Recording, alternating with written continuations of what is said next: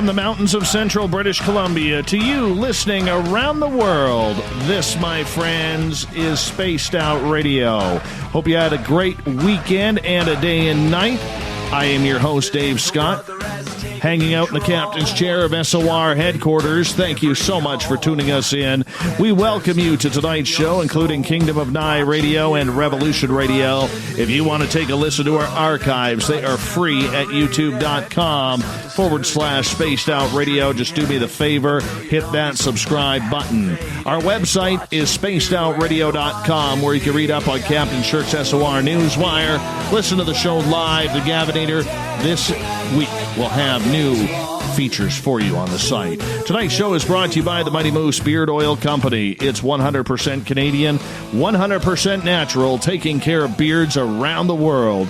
Visit MightyMooseBeard.com. Use promo code SOR2019 today. It's the final Monday of the month. We have strange days happening. Usually, Butch Witkowski from UFO Cop is with us, but he is still on the mend, recovering nicely from a heart attack. So, filling in is Erik Altman, a good friend of Butch's. For over 38 years, Erik has been a fan and follower of the paranormal. He's a Bigfoot researcher, cryptozoologist, field investigator, paranormal enthusiast. Also wears a very, very good beard and mustache. We got to get that out there.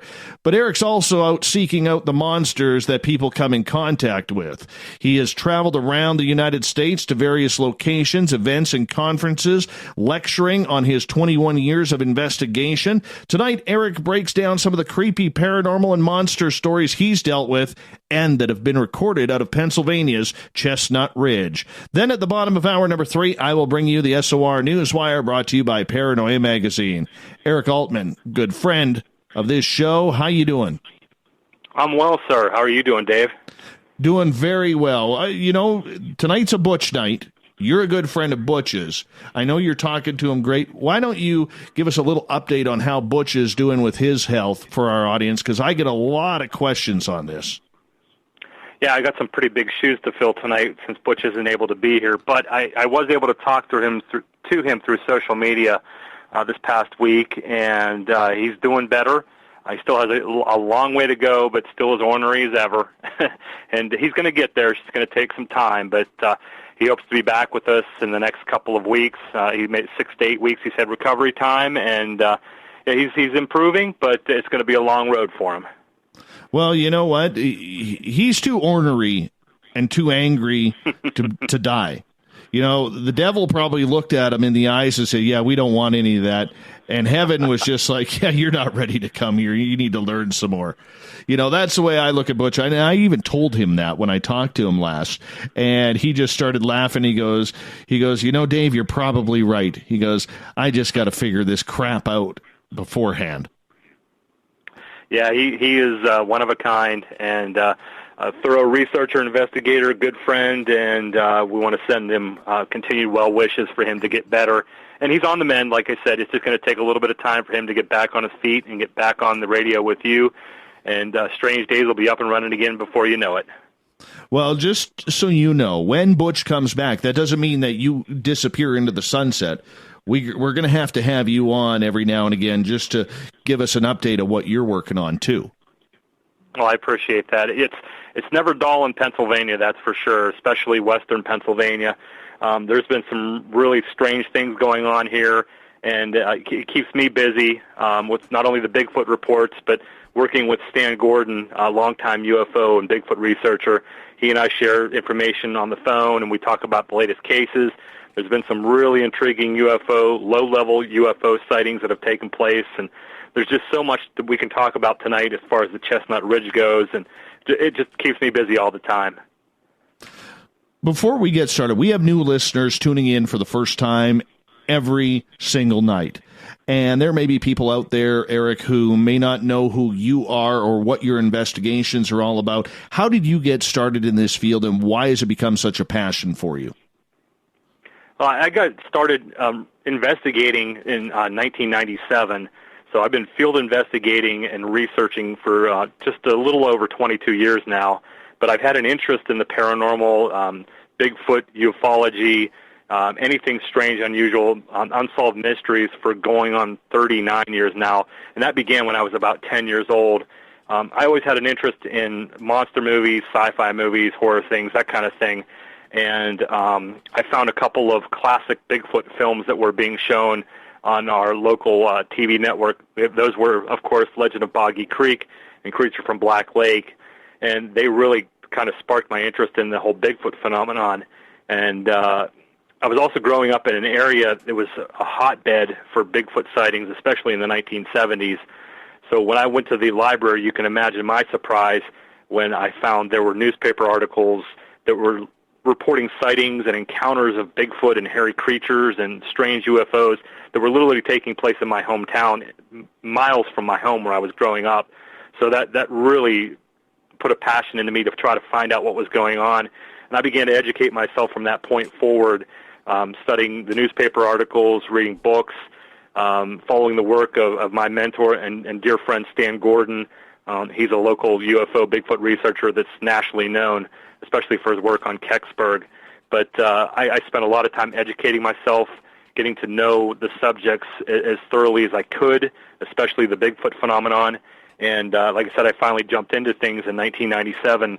And I wanted to, at that time, I really didn't want to investigate cases so much as I wanted to talk to witnesses who had sightings and find out for myself if there was anything to them, especially historical things. I drove around to historical sighting locations, checked them out for myself. I went and looked up witnesses and people who had encounters and sightings, and I started to realize that these were sincere people that weren't looking for fame or fortune or notoriety or to gain anything from it. These were just common people who had very uncommon and unwelcome sightings. And a lot of these people were very kind to share their encounters with me. And I began to realize that there was something to this phenomenon. This wasn't just a passing fad or people were making things up or it was all a big hoax. There was a lot more to it than I realized, and I wanted to learn more. So I started investigating from that point and looking into cases and taking people's current cases and going out there and trying to not only find out for myself what was going on, but maybe add some closure to those people who had sightings and encounters so they had a better understanding of what they saw, or maybe try to, even if I could debunk it in any kind of way to say, hey, you saw a bear or you saw a helicopter fly over, or that knocking in your house isn't a ghost, it's your pipes, to maybe provide some kind of comfort to them for answers they were seeking. And I started learning very quickly that there's a lot more going on in the world than we realize, and that passion has driven me from that point to where I am today. Erica, you mentioned something about the people. Okay, you mentioned that, there's sincere people out there having some extraordinary experiences. Erica, when you deal with people who are hardworking, everyday people who are just trying to get by in life, maybe they enjoy a camping trip, a fishing trip, a hunting or hiking trip out into the wilderness, and they come across something strange. How do you deal with those people's emotions? Because for most people, if they've seen something strange, whether it's a Bigfoot, a UFO, fairies, ghosts, okay, they almost feel like they're on an island to themselves. They don't know whom they can talk to about this without people making fun of them or, talking about demons or just... that people who've never had an experience don't know the emotional effects something like that can have. So how do you deal with people who are dealing with the unexplained? Well, what I try to do is I try to determine first if these people are sincere and they truly had an encounter or sighting. It's very important that you talk to people either face-to-face, because you can learn so much from body language and emotion and just the way they retell their encounter. And if I make that determination that they truly had a sighting, I want to try to be as compassionate and understanding as possible and reassure them that what they saw wasn't uncommon. There are other people out there experiencing things similar to what they've experienced. And I try to cite some examples of what other people have seen. So they're realizing that they're not alone. There are others who have experienced it. And I also try to provide some comfort to them, letting them know that they're not crazy. They're not losing their mind. They saw, if they saw what they saw, it's probably correct. It's not something that's wrong with their brain or being over-emotional. And when you provide comfort like that, it helps to ease them a little bit and maybe start to deal with what they saw. And you almost become like a psychiatrist or a psychologist where you're trying to make them understand or help them understand what they saw. Because a lot of people who have these experiences, Dave, they've never had any kind of inkling or concern or care about a Bigfoot or a UFO or a haunted house or something to that effect. They never cared about it. They didn't want to know about it, and then all of a sudden it's dropped right in their lap, and here they are trying to deal with something that wasn't a reality that now is to them. So you have to be reassuring to them and let them know that you understand where they're coming from. You're not going to divulge their information to the public unless they're okay with it. You're not going to run to the media and say, hey, John Smith saw a Bigfoot. Let's all go talk to him, because you don't want to put that kind of pressure on them. You want to try to gain their confidence, and you want to try to offer them the comfort and support that they're going to need to deal with what they've seen. Sometimes it's very difficult because I've talked to many, many people over the years who are very emotional when they've had an experience. I've watched grown men break down and cry or shake and shudder when they retell their encounter. It's a traumatic experience for a lot of people. And I've even seen some people who've suffered from PTSD when dealing with certain subjects that they've encountered, whether it be a haunted house or seeing a UFO. It plays on them the rest of their lives. And as an investigator, you're trying to get them answers and trying to offer them some kind of closure, as I said earlier, to provide them with answers so they can maybe understand a little better and deal with it a little better than they have. When you get those people who are that emotionally affected by these types of encounters, Erik, and you try and walk them through and basically give them, well, you know what, you're not alone. This isn't something to be overly bothered by. Do people feel relief after talking to you? Do they go on the internet and start looking? How do they learn that this entire emotional trauma that they are suspected of having is something that isn't out of the ordinary, that they're not crazy? It depends on the person that you're dealing with, because some people handle it a lot better than others do. There are some people that just can never cope with what they saw, and they always are afraid to go in the woods, or they're afraid to be alone, or they're afraid to deal with their situation. And all you can do is provide comfort and offer them an ear to listen to if they have issues further down the road, if they're not dealing well with it. And you can always suggest that they seek therapy or counseling to help them deal with their issue or with their encounter. Some people are willing to sit down and talk as long as they have an understanding ear that's not going to be biased or judgmental. There are people that are okay with you explaining to them that you're not alone. You did see something. Other people have seen something similar. So you're not alone. You're not crazy. And I've seen people go completely off the spectrum. They become so obsessed with what they saw or encountered or experienced that they jump on the internet and they want to learn everything they possibly can about it. And it just takes over their life. And that's all they think about, all they talk about. Everything to them is whatever they experience. The UFO, they become a UFO nut, and they read every book, and they go to every conference, and they watch every documentary, and they spend all the time online trying to learn for themselves. And to some people, that's a kind of therapy for them, a kind of relief, if you will, like an outlet.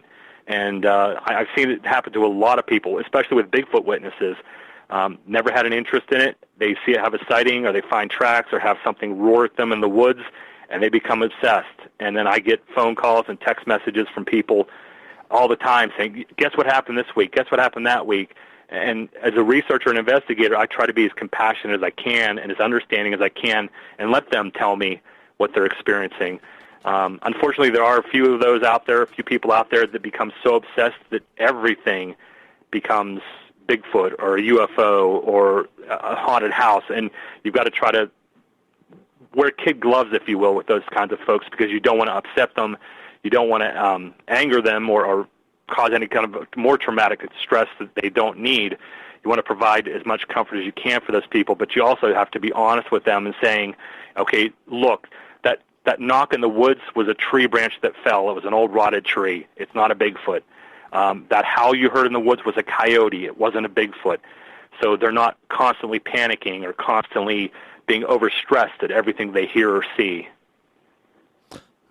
Erik Altman is our guest tonight on Strange Days here on Spaced Out Radio. Erik, have you ever had a veteran hunter, hiker, maybe a wilderness-type person who had an encounter and now absolutely refuses to go back in the forest? Oh, yes, indeed. I've had several of those over the years where experienced fishermen, hikers, campers, hunters, whatever the case may be, have had that sighting or encounter, and they've never returned to the forest again. They gave up their hobby or their love, and it's taken them decades for them to come forward and even talk about it. And I've had situations where I've had people tell me it's been 20 or 30 years since I've had my sighting, and I'm more comfortable about talking about it now, but I refuse to go back in the woods.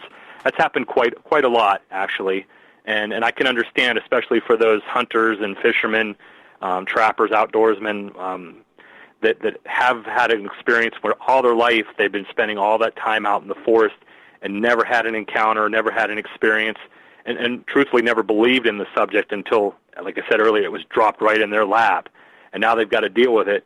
And everything they knew about the forest, the wilderness, the outdoors, all comes crashing down around them, and it changes their perspective on everything. Can you give us a story, as we got about 6 minutes here before we go to break? Sure. I received a call from a hunter a couple of years ago who was in his tree stand, and it was just before dawn. The sun hadn't come up yet, but he heard something walking around on the ground below him. And he just assumed it was deer moving around, and he was watching to see if he could see any eye shine or any movement, and he couldn't. So he just let this animal kind of walk around for a while, and as the sun finally began to rise and he began to see a little more, he could still hear the movement, but he wasn't seeing anything. And finally this animal began to approach him, and it got pretty close to his tree stand, and he was able to see the shape, an outline of a figure, upright figure walking towards him, and he assumed it was a hunter. So he got his flashlight out and shined the flashlight at this figure to let the person or individual know that he was in a tree stand and, don't come over here. This is my hunting area. I don't want you to get shot.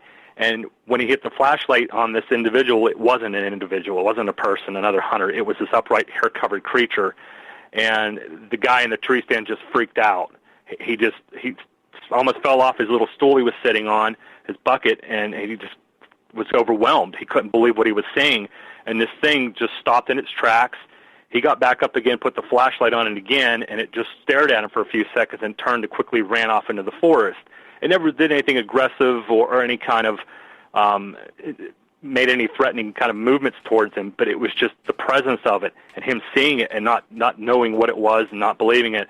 And he stayed up in that tree stand for about 12 hours and was afraid to come down. And just before it got dark that evening, he was like, okay, I'm going to get out of here before it gets dark. I don't want to be stuck up here in this tree if this thing comes back. And he got down from the tree stand, made it back to his truck, drove home. About 3 weeks later, he called me to tell me his experience. And he said, I'm never going back in the woods again. And I've kept in touch with him over the years. And true to form, he hasn't been back out hunting. He hung up his rifle and never returned to the woods again. And like I said, I talk to him from time to time just to touch base and see how he's doing, and where I run into him at a conference. And he says, I still to this day remember that day like it happened yesterday, and I will never go back in the woods again. And it really messed him up. And I've seen that happen to other hunters and other outdoorsmen that never had an interest in Bigfoot, and they scoffed at the conferences they walk around. If they see a Bigfoot conference, or if they're in an outdoor conference and there's a Bigfoot table there, they scoff at them. I've been a hunter for 40 years and I've never seen anything. There's nothing out there. Well, this guy had the same kind of attitude and opinion, and he had that encounter at sunrise while hunting, and it shook him up bad enough that it kept him out of the woods. And like I mentioned, with people like that, the only thing you really can do is kind of assure them that they're not alone.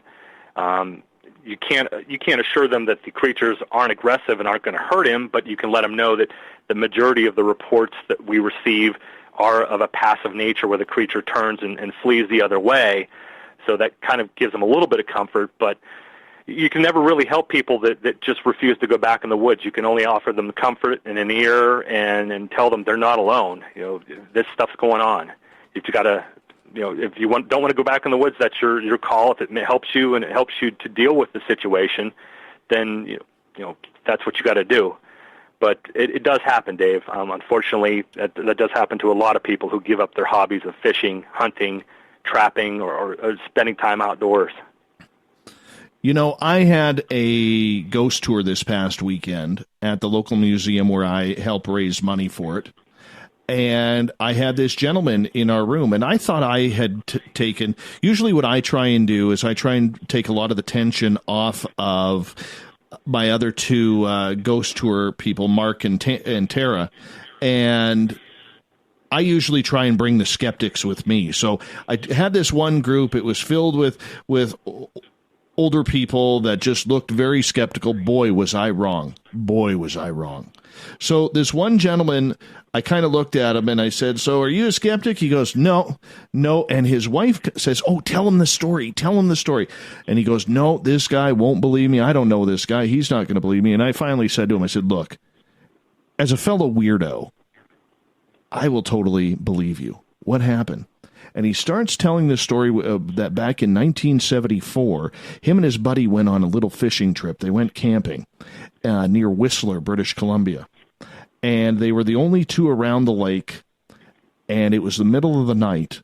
And all of a sudden they felt these big, soft hands pick up the entire tent. And then all of a sudden the tent went back to the ground. Hands got pulled out. The tent collapses on these two. And by the time they wiggle their way out of the tent, whatever it was that picked them up was gone. The following week, the one lad goes back there camping with his dad and his family. Dad's sleeping in the front cab of the pickup truck with the shotgun. The boys are in the back camper. And all of a sudden, about 2-3 in the morning, the truck starts shaking vigorously, like there's an earthquake going on. Dad jumps out of the vehicle, sees something, blasts it, and the next morning they followed a blood trail. And then the blood trail kind of went weak, gone. And he goes, that rattled me. He goes, I've never been back to that spot since. Yeah, it happens. We hear a lot of that. Erik, I'm going to get you to hold on here because we are going to go to break here at the bottom of the hour. Erik Altman is our guest tonight on Spaced Out Radio. The final Monday of every month, we do Strange Days. Erik's filling in for a healing and recovering Butch Witkowski, but he's a pretty damn good investigator. His website, erikaltman.net. Make sure you check it on out. We'll be back with more Spaced Out Radio right after this.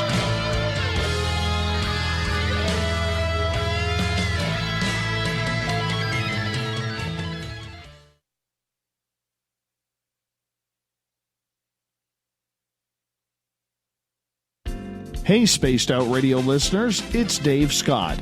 I want you to check out a great documentary I'm involved in called Beyond the Spectrum, Mosson's UFO Files.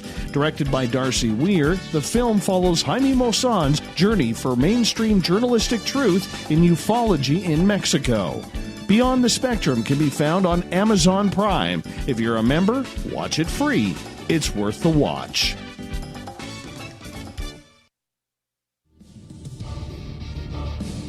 Come get spooked at the 4th Annual Forest Moon Paracon in Cedar-Woolley, Washington, Saturday, September 28th. UFOs, ghosts, aliens, Bigfoot. Speakers include Mike Morin and Jason Jordan, R. Keith Andrews, and Dave Scott from Spaced Out Radio, and so much more. There will be workshops and a VIP roundtable. Get early bird tickets now at fmparacon.com. Are you intrigued by Paranormal Talk Radio? You'll love the new Paranormal Radio app from TalkStream Live. You'll find a great selection of talk shows covering UFOs, ghosts, strange phenomena, and much more. Download the Paranormal Radio app now and start listening to the very best in paranormal talk entertainment, including the network you're listening to right now. The Paranormal Radio app, free in Google Play and the iOS App Store. Looking for the stories of the strange and weird that you will find hard to find anywhere else? Check out the SOR Newswire on our website. Our writers, led by Captain Shirk, are scouring the world for the oddest and most bizarre stories we can find. Everything from weird crime to suspenseful and paranormal. We're working hard for you to bring you the most intriguing news of your day. Check out the SOR Newswire at spacedoutradio.com today. A timepiece is a reflection of who you are, and what better way to show off the real you than with an Escape watch. Escape is a lifestyle brand accessorizing your days and nights. Choose to escape and create the life of discovery that you deserve. Dream, play, unite with your own personalized Escape watch. Head to escapewatches.com. There is no time like the present to enjoy your escape. Use promo code SMF2017 for your 20% discount today. Are you having encounters with the paranormal, supernatural, or ufological that you cannot explain? Look no further than the SOR Sightlines Report, brought to you by the Experiencers Support Association. This is Ryan Stacy, head of the Research Association, TESA. Soon on the Spaced Out Radio website, you'll be able to file your reports and have them researched for you. We are independent and ready to help Spaced Out Radio listeners today. Heading to Vancouver and looking for a night on the town? The Moose Vancouver is the bar that never stops rocking until 2 a.m. every night. The Moose has great food with everything on the menu from $6.95 to $8.95. Fantastic, vibrant staff and rock and roll that will bring you back to when the music was real, the hair was long, and the guitars were rocking. Get your party on at the Moose Vancouver, the official party bar of Spaced Out Radio. Hello, this is your guitar man, Ron Bumblefoot Thal, and I have to tell you, I love the response I get for Little Brother is Watching from Spaced Out Radio fans. It's amazing how music can inspire and make people think deeper about what's going on in the supernatural world. You can head over to my website, bumblefoot.com, to check out my music, my guitar workshops, my touring, even check out some of the hot sauces that I'm working on.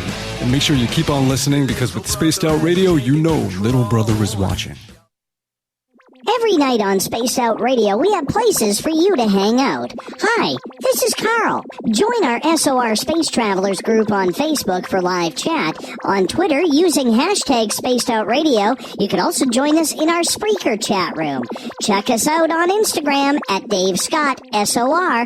All of our archives are free on YouTube at Spaced Out Radio. By the way, I'll be watching you at your window until you do. Bye! Did you know Spaced Out Radio runs 7 days a week? Hi there, this is Tessa Nicole Thomas, and I'm here to take you on a paranormal journey each Saturday and Sunday night. Why change the station when you have it all right here? Together, we'll hang out and share some strange and scary stories. And don't forget, we have Psychic Sundays as well, so come tune in Spaced Out Weekend. We get going at 9 p.m. Pacific, midnight Eastern, only at spacedoutradio.com, where we own the night. From the heartlands of Canada to beards around the world, we know how to take care of you. Fill your follicles with the Mighty Moose Beard Oil. All our oils and balms are handmade and 100% natural ingredients because we care about your beard. And hey, use the promo code SOR2019 and get your Mighty Moose Beard Oil today. You can check us out on our website, mightymoosebeard.com.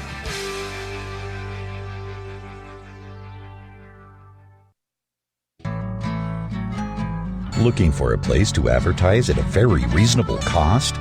Look no further than Spaced Out Radio.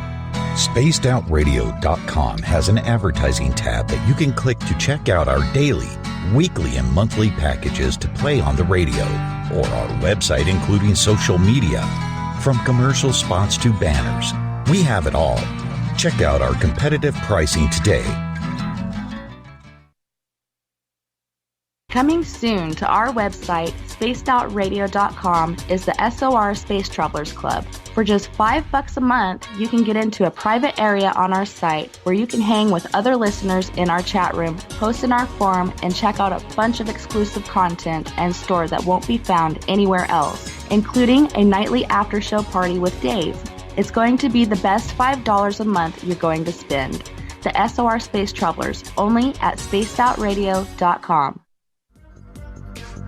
Coming up this September 21st and 22nd, all UFO eyes will be focused on Toronto for the 4th Annual Alien Cosmic Expo. Come listen to some of the biggest names and experiencers in ufology. Travis Walton, Paul Hellyer, Richard Dolan, Paula Harris, Grant Cameron, Randy Kramer, and Spaced Out Radio's own Dave Scott. Tickets are on sale now at aliencosmicexpo.com. And I was...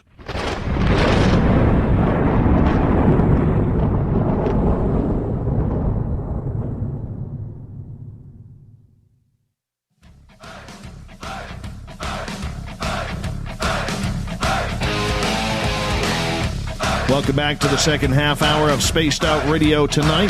I am your host, Dave Scott, sitting in the captain's chair of SOR headquarters. Great to have each and every one of you with us.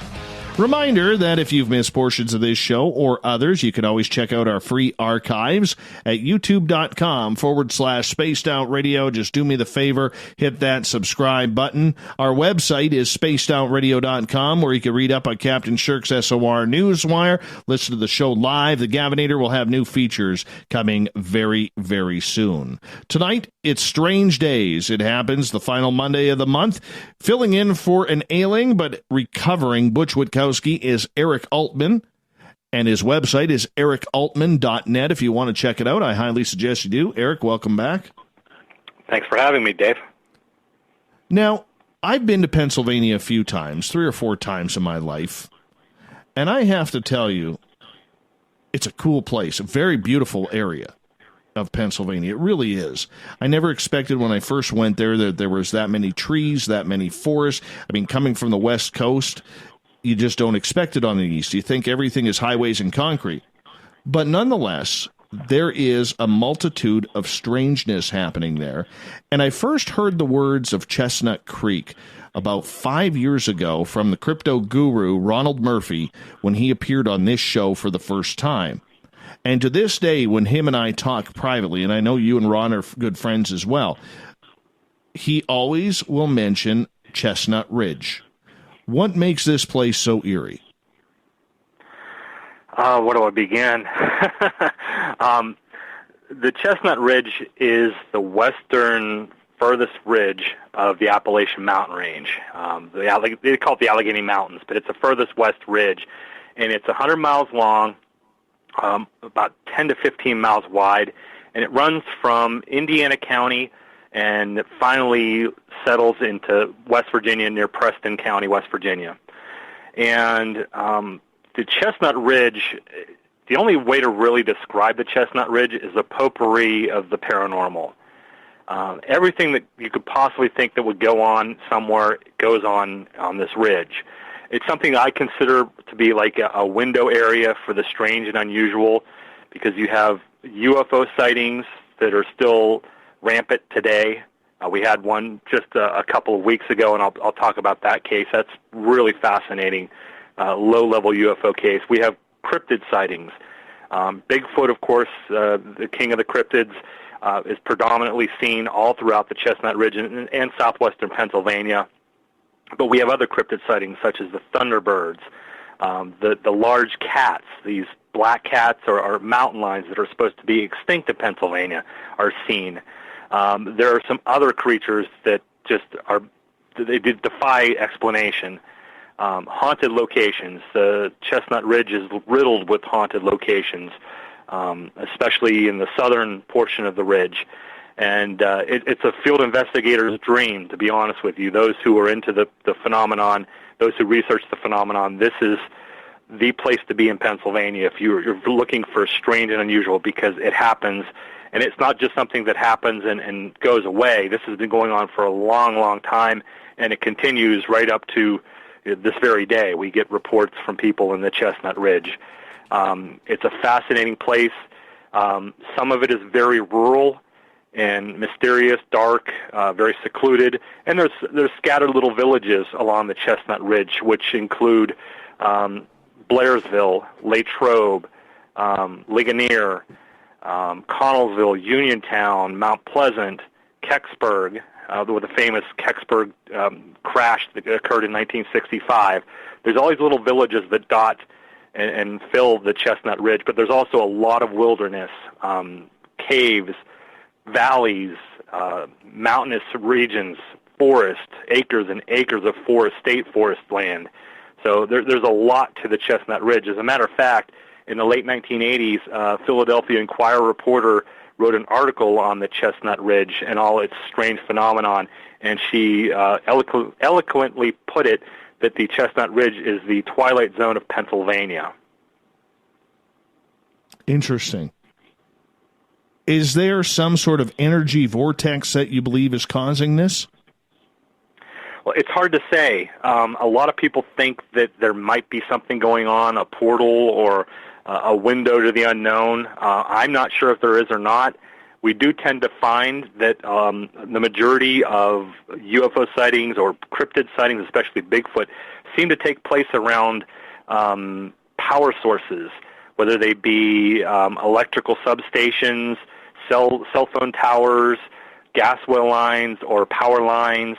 Or even waterways. They seem to show up a lot around waterways. So there might be something electromagnetic going on, but we really can't determine that yet. We are starting to see a pattern, though, showing up of a lot of Bigfoot sightings occurring around natural resources like your gas wells, your oil wells, or your fracking sites, electrical lines, water sources, ponds, creeks, rivers, a lot of that. So we're not sure if there's a portal or some kind of window that's been opened, but I'm telling you, Dave, there sure is a lot of strange phenomena that take place that makes you wonder. Well, let's start off with the monsters out here. Are we having a lot of Bigfoot and Dogman activity in there? Yes, as a matter of fact, Bigfoot has been rampant in the Chestnut Ridge dating. The earliest report that I could find dates back to the late 1800s, 1888 in Ligonier, where there were people seeing a creature that they called, or not even a creature necessarily, but they called this thing a wild man, covered with hair that would harass farmers, kill livestock. They chase it down with torches and like basically a mob mentality justice, trying to catch this thing, but they were never successful at catching it. And there's stories that go through the early 1900s. I believe the first documented case or report that Stan Gordon had collected was in 1931 in Indian Head, where a little girl had multiple encounters with the Bigfoot creatures. And they roll all the way up to present day. As I mentioned to you off the air, we had I received a report this past week from a gentleman who was listening to the local 911 dispatch center broadcast, and he heard a police call come in from a female witness who claimed that apparently that she was hearing some very loud screams and howls coming from wooded property northeast of her home, and she was so terrified from it that she called the police. And the police responded on the radio saying, "We're going to go look for Bigfoot." And they said they were on their way to the residence, and I never heard anything further after that, but they made an acknowledgement that the witness believed that she was hearing Bigfoot calls coming from her property. So it's still active today that the Bigfoot sightings occur, and it's still crazy. The Dogman sightings as well. Although we don't get as many Dogman sightings as the eastern part of the state does, we still get our share of Dogman sightings. I've even investigated a couple cases myself over the years, and it makes you really wonder what's out there in the Chestnut Ridge lurking around, because people are reporting and seeing something out there, that's for sure. Do you believe that Dogman and Bigfoot are very territorial? We've talked to Butch about this in the past, and he does believe that at certain points their territories do intersect. But do you believe that these two are bitter enemies of the forest that are trying to stay away from each other for their own safeties? Well, I don't know if we know enough about the Dogman to make any kind of assumption like that. I've heard from other researchers and even a few witnesses that have claimed that they've seen either a Dogman in their area or a Bigfoot in their area, but they've never really experienced both of them in the same area together.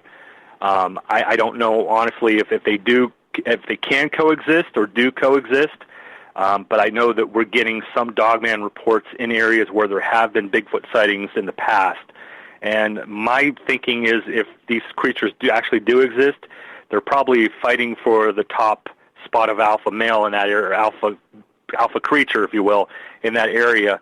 So they may end up clashing if they do butt heads, but it's hard to say whether that's going on or not. Erik Altman is our guest tonight on Spaced Out Radio's Strange Days. Erik, when you look at these monsters that everybody always first focuses on Bigfoot, then Dogman, what other type of creatures are being seen in this Chestnut Ridge?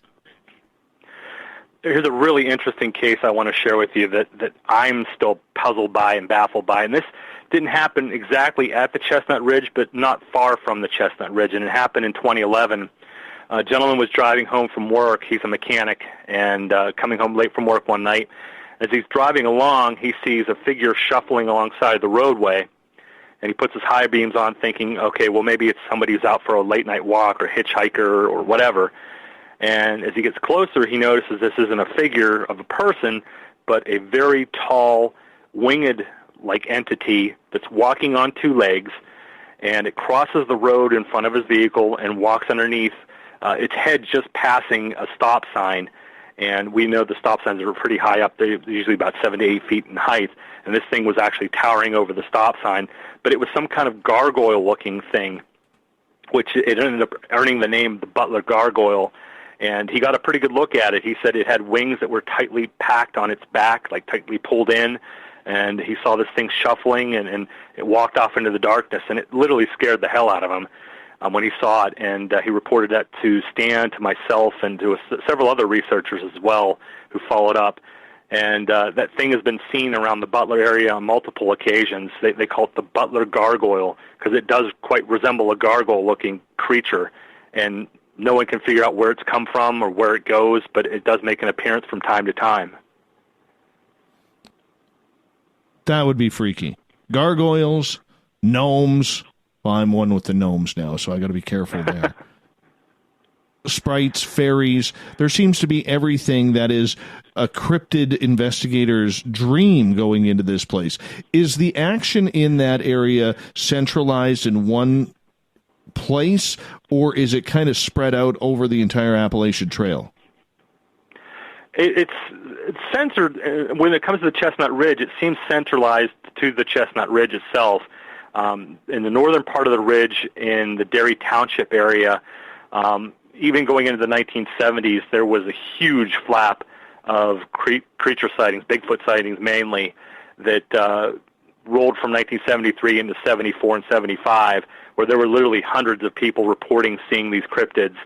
And it also down into the southern portion of the Chestnut Ridge in Fayette County, where I spent a good portion of 2009 through 2012 investigating dozens of cases of people claiming they were seeing Bigfoot or strange creatures. And I know as my good friend Stan Gordon has investigated many, many cases in the Fayette County and the Derry Township area, which are on opposite ends of the ridge. So those seem to be the most active areas of the ridge. And we're not sure why.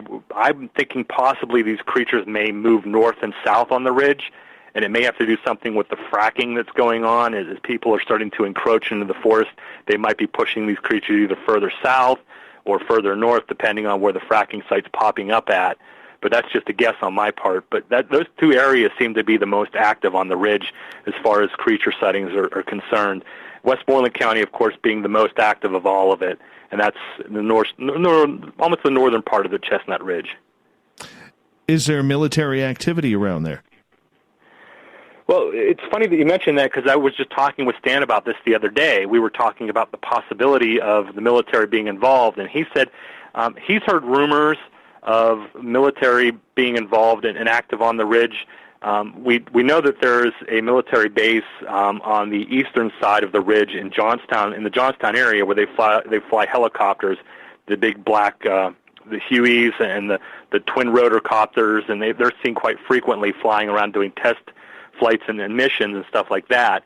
So we're aware of that, but there have been researchers who've claimed that they've seen military units, soldiers actually, on the ground in the Chestnut Ridge at certain locations. Whether they were training or what they were doing, they don't know, but they've run into them on a couple of occasions where there's been troops actually seen coming in convoys, parking at a state park or a wilderness area and heading into those wilderness areas.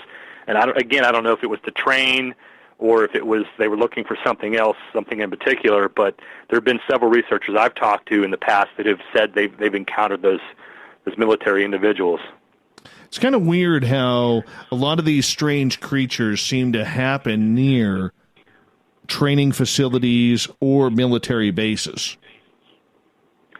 Yeah, it is kind of peculiar, and you kind of wonder why the creatures would be drawn to those military locations unless the military had something to do with it, whether they were testing or creating something like that, which we obviously don't know. We can't assume that it's happening, but you do hear these reports of creatures seeing either on military bases or around military bases around the perimeters, and especially around the forested areas. No one seems to know why they show up like they do, but it does happen. It's just there's no understanding why they're showing up there. Do you believe they are attracted to it? Because, I mean, we even see the same thing with UFOs. Lots of UFOs around military bases. It's very possible if these creatures are maybe seeing the lights or hearing the noises, and it's drawing them towards it out of curiosity. They want to see why these people are doing what they're doing or what they're doing at those locations. That's a possibility that they're being drawn to those areas. I really can't speak for it, but I would think, if there's a base built in a rural area where there's not many residential homes, and that base is always active with a lot of noise, a lot of lights, a lot of people going in and out of it, that might draw the attention or curiosity of any kind of animal to see what's going on there, especially if Bigfoot's intelligent like we seem to think they are. If we believe they really are intelligent enough to understand those kinds of things, they might very well be drawn to those locations to observe and watch what's going on in those bases, maybe to try to figure out what we're doing. Erik, as we got about 5 minutes here before we got to go to break at the top of the hour, do you believe that there is some sort of correlation between all of these creatures in that area, that maybe there is some sort of safety net, some sort of safe area there, that they all seem to correlate? Because, I mean, on the grand scheme of things, we're not talking about a large area, but large enough for a lot of these creatures to exist. Yeah, it's puzzling to try to understand why these creatures are spending as much time or living in this area. And it's not just one particular creature, not just Bigfoot, but like I mentioned the gargoyle of Butler County and some of these other strange creatures, the cougars or the black cats that are thought to not exist in Pennsylvania have been seen there. And other strange creatures. I've talked to Stan recently about some of the weird stick men-like figures that have been reported and seen. And I've seen a photograph of something that I see it in the photograph, but I'm just not sure what it is. There's weird creatures that seem to live in these areas and stay safe and happy and continue to thrive. And possibly it's because it's not a developed area like your major cities are developed and a huge population. As I mentioned, the Chestnut Ridge is dotted with small villages where they have maybe a population of 100 people, and they're not all combined like the city of Pittsburgh would be, or Harrisburg or Philadelphia. There's not a lot of people that live up there. So maybe they find these remote areas comforting, and they're not going to be bothered by people. They're not going to be harassed or chased out of there, so they continue to stay in that area where they feel it's safe. Plus, there's an abundance of water and food sources in those areas. And they haven't been encroached on by a lot of people, and the food sources aren't used up. And of course, the farmers, they're there as well, and they're planting crops, corn, whatever they're planting, and there's ample food sources from there as well. So the creatures may feel safe and secure remaining in those areas, such as the Chestnut Ridge, where they're not going to be harassed, they're not going to be chased out, they're not going to be threatened, and they just stay there and move back and forth on the ridge, staying safe. You told us the gargoyle story in regards to that, but I remember Ron Murphy saying there's something like goblins in the area as well. Yeah, people have reported seeing these goblin-like creatures, and I'm not real familiar with some of these cases, but I've talked to Ron about them, and he's pretty well versed on them. But yeah, they're these strange 3 or 4 foot little creatures that people are seeing. That's what they're calling them, goblins, and they report them. Ron has gotten several reports on them. He's written on them, and they're apparently running around the Chestnut Ridge. And again, it's not just the Bigfoot people are seeing. It's just one of those weird creatures that are inhabiting the ridge and living up there and staying safe. Are they terrorizing people? I haven't heard that they're terrorizing people so much as just scaring people when they encounter them. Although I would assume if these things are out running around in the forest like the people are saying they are, that they probably are terrorizing people by just being there. You know, people not expecting to see them, people not expecting to encounter something like that, and then all of a sudden they see it, and that's pretty traumatic and frightening for them to see and experience. I haven't heard any cases where the creatures, these goblin-like creatures, have attacked anybody or physically threatened anyone, but I would imagine, you know, the shock from seeing one of these things is terrorizing enough. So I would probably say yes, they are terrorizing people in that manner. Now, when we look at these creatures, you mentioned they are 3 to 4 feet tall, running around the forest. What do they look like outside of their height? Well, again, I haven't heard too many of these reports, but I've heard them described as humanoid-looking, very large heads, long arms that hang down below their legs, or below their knees, I should say, and some have reported them looking kind of scaly-looking. Some have reported them without any hair or fur on it, almost like just a pale color, pale skin color to them. That's what I've heard. Unfortunately, we don't have Ron with us on tonight to add a little more detail to it or share some of his experiences, but that's something I'm going to have to follow up with Ron when I see him again, because he's received a lot more reports, and I've just heard these secondhand and from talking with Ron in the past. So I'm hearing a variety of different descriptions. I'm not sure what people are seeing, to be honest with you, but they're describing something that they're calling a goblin, and at this point, it's anybody's guess. I wouldn't want to run into one. No, I don't think I would either, because just knowing that something like that is out there and not knowing its capability or what it's able to do, and just seeing something like that would be terrorizing enough. I think, yeah, I wouldn't want to run into one of those either. Yeah, you know, there's a lot of creatures out there that I would love to encounter. For some reason, the smaller ones, like the gnomes or gremlins or goblins or gargoyles, anything that starts with G just doesn't come out very nice. Maybe it's the letter G we got to watch out for. Erik, I'm going to get you to hold on here, because we're going to go to break at the top of the hour. Strange Days happens the final Monday of every month. Filling in for a recovering Butch Witkowski is Erik Altman. His website, erikaltman.net. More talk of the Chestnut Ridge right after this.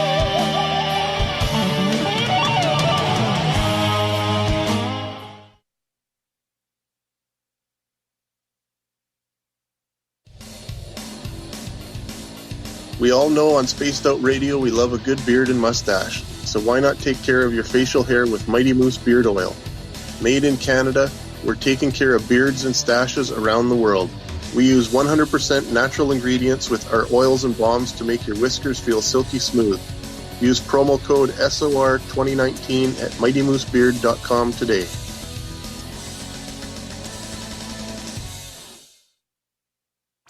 Come hang out with Spaced Out Radio, where we own the night. This is Carl. You can follow Dave on Twitter at Spaced Out Radio, and during the show, use the hashtag Spaced Out Radio to chat with us live. On Instagram, at Dave Scott SOR. On Facebook, give our page a like, Spaced Out Radio Show. SOR archives are free on YouTube at Spaced Out Radio. Come join us, or I will come join you. See you at your window.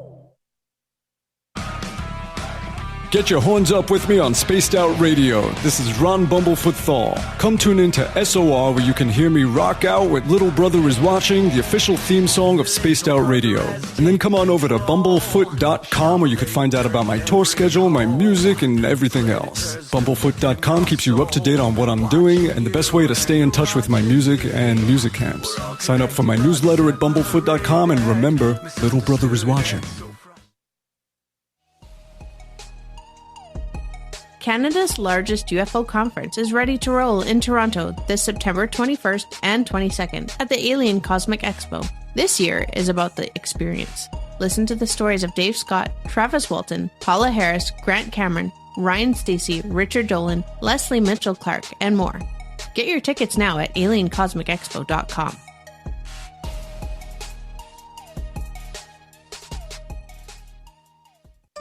Find your escape where time has no limits.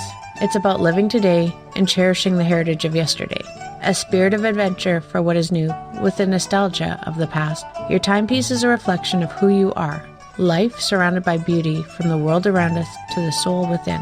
EscapeWatches.com. There is no time like the present to enjoy your escape. Use promo code SMF2017 for your 20% discount today. Hey fans, it's Dave Scott. Do I have something for you to check out? A great documentary about legendary Mexican investigative journalist Jaime Maussan and his search for the truth about UFOs. Beyond the Spectrum, Maussan's UFO files can be found on Amazon Prime. It's free to watch if you're a member. You might even hear me in it. So check out Beyond the Spectrum, only on Amazon Prime. The Call of the Wild is in Vancouver. The Moose Vancouver is one of the hottest bars and restaurants in the city. Open until 2 a.m. nightly, the Moose will rock you like a hurricane all night long. Great food with everything on the menu at $6.95 near the corner of Nelson and Granville. Get your horns up and come rock with us. The Moose Vancouver, the official rocking bar of Spaced Out Radio. Visit purpleplates.com today. For over 40 years, the Purple Energy Plates have been delivering amazing results for their many customers. Inspired by the great genius Nikola Tesla, the harmony, healing, and energetic effects of the plates have proven over and over to be beneficial and often miraculous to thousands of customers. Check their site for daily specials and choose from their many energy products. You won't be sorry. Visit them today at purpleplates.com. Are you having encounters with the paranormal, supernatural, or ufological that you cannot explain? Look no further than the SOR Sightlines Report, brought to you by the Experiencers Support Association. This is Ryan Stacey, head of the Research Association, TESA. Soon on the Spaced Out Radio website, you'll be able to file your reports and have them researched for you. We are independent and ready to help Spaced Out Radio listeners today.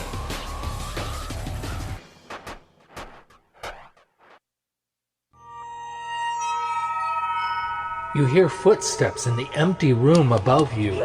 A rocking chair begins rocking by itself. Don't be afraid of the things that go bump in the night. Reach for Spirit Storybox, the iPhone app the Huffington Post UK called the only ghost hunting app you will ever need. Spirit Storybox. The spirits are telling their stories. Are you listening? At spacedoutradio.com, we have a little bit of everything for you to stay up late. So while you're there, check out our SOR Newswire, where our team brings you stories of the weird and strange to the WTF from around the globe. News on Bigfoot, UFOs, paranormal, Darwinian-type crime tales. It's the stories that the mainstream media usually won't touch. Well, we got them all on the SOR Newswire, only at spacedoutradio.com. Looking for a place to advertise at a very reasonable cost? Look no further than Spaced Out Radio. SpacedOutRadio.com has an advertising tab that you can click to check out our daily, weekly, and monthly packages to play on the radio, or our website including social media. From commercial spots to banners, we have it all. Check out our competitive pricing today.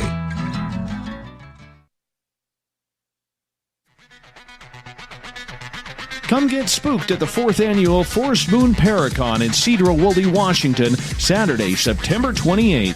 UFOs, ghosts, aliens, Bigfoot. Speakers include Mike Morin and Jason Jordan, R. Keith Andrews, and Dave Scott from Spaced Out Radio, and so much more. There will be workshops and a VIP roundtable. Get early bird tickets now at fmparacon.com. We are getting ready to relaunch the SOR Space Travelers Club at spacedoutradio.com. For $5 a month, you can join us for a plethora of features found nowhere else. Hang out in a private chat room during the show and after party.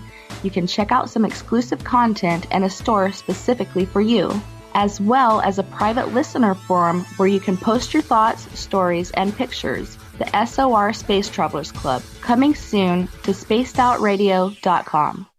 So, you love talk radio? Then you'll love TalkStreamLive.com. TalkStream Live is always on, 24/7, with the best streaming talk shows. Find your favorite talkers and discover some new ones. It's free, readily available online or on mobile with any smartphone or tablet. Finding your favorite talk shows all in one place has gotten a whole lot easier. Just go to TalkStreamLive.com. Be sure to download the free apps from Google Play or the iTunes App Store.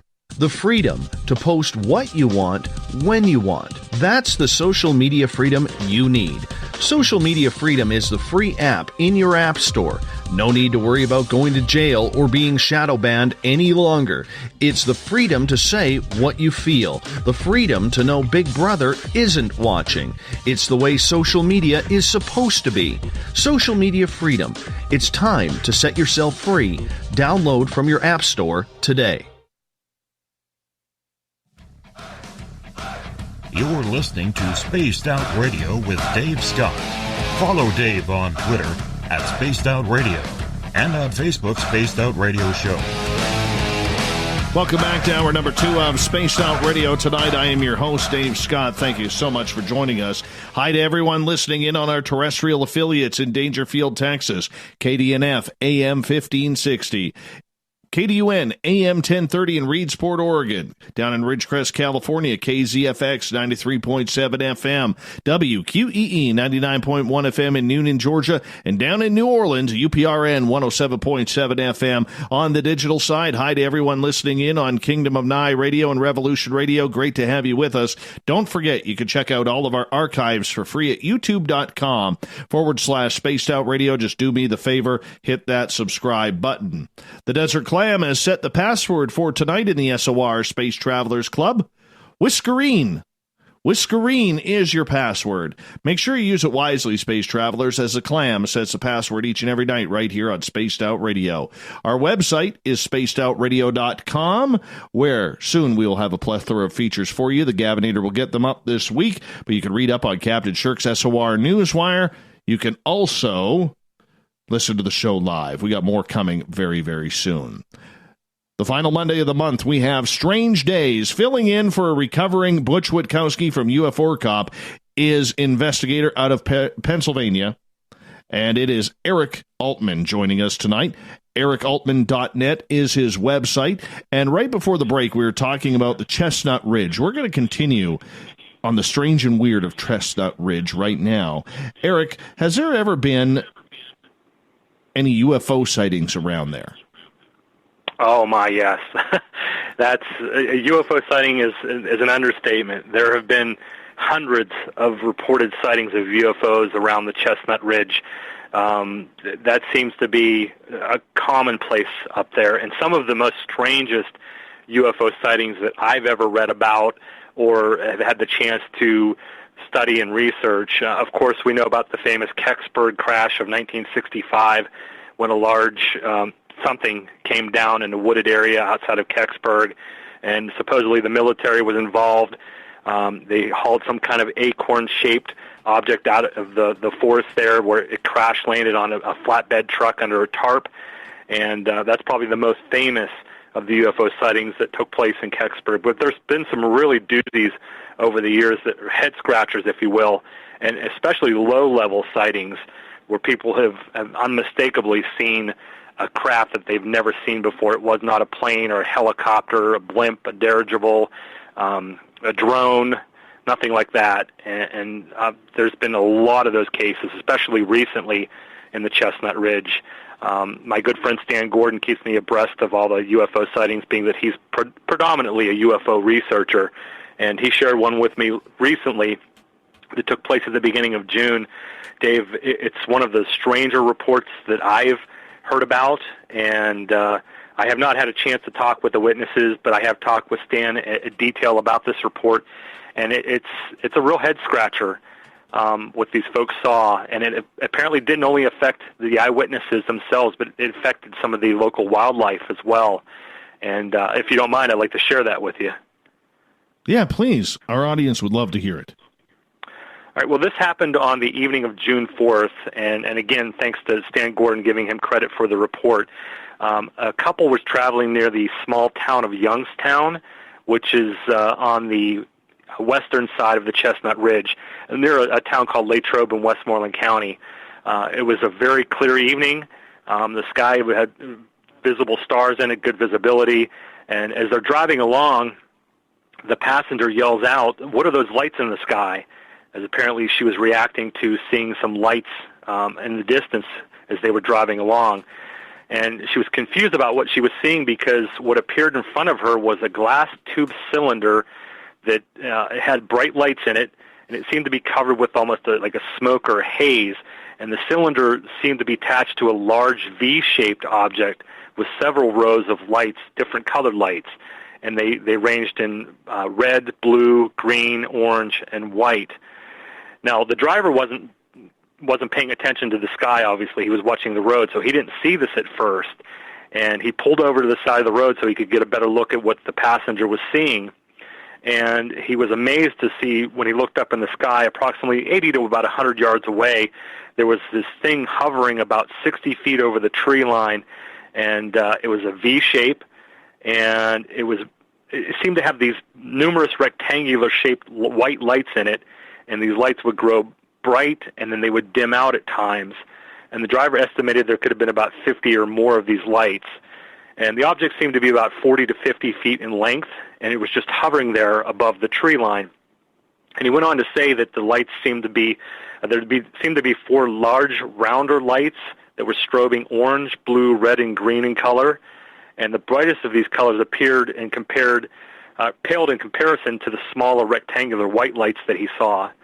And he went on to say the lights seemed to strobe from left to right, and there was a larger light. It appeared to be producing a beam that was scanning the sky above the object. And we hear a lot of these UFO reports where the beams come down to the ground. Well, this one was actually emitting a beam up into the sky. Now, the driver, of course, rolled the windows down. So he was watching this thing to try to get a better look out the window, and they were completely shocked to hear no sound at all. It was complete silence coming from the craft. It was making no noises. And that's when they began to notice some odd effects from this craft that they were seeing. It seemed that the vehicle, the electronic system in the vehicle, was almost having like a seizure. The radio was off at the time, and he mentioned they began to hear this weird clicking sound in the vehicle, and they were unable to locate the source of it. But at the same time they were hearing this clicking sound, they noticed the dash lights were dimming on and off, almost like the same, like a pulsing in tune with the clicking sound that they were hearing. And he also mentioned they were having problems with their cell phone service. He noticed, looking at his cell phone, the signal dropped several times as this thing was hovering close to their vehicle. Now, they watched this thing for several minutes. They said 3 to 5 minutes they watched it, and they became very disturbed as this thing was getting closer and closer to them, and they decided they wanted to get out of there. So they started driving down the road, and they were only probably doing about 30 miles an hour, still watching this thing as they were driving. And at that time, as they were driving down the road, a deer came out of the forest, and it came running into the road in front of their vehicle. And the driver looked at this deer, and he said he's an experienced outdoorsman, and he's familiar with wildlife, and he said this deer appeared to look dazed and confused. And just a few minutes later, another deer came running out of the forest, almost like it had a terrified look on its face and seemed dazed and confused as well. And just before he came up on these deer pretty close, a bird flew into his windshield and bounced off his windshield and continued flying. And this guy was starting to think, what the heck's going on here? This is weird with all these animals reacting to what we're seeing.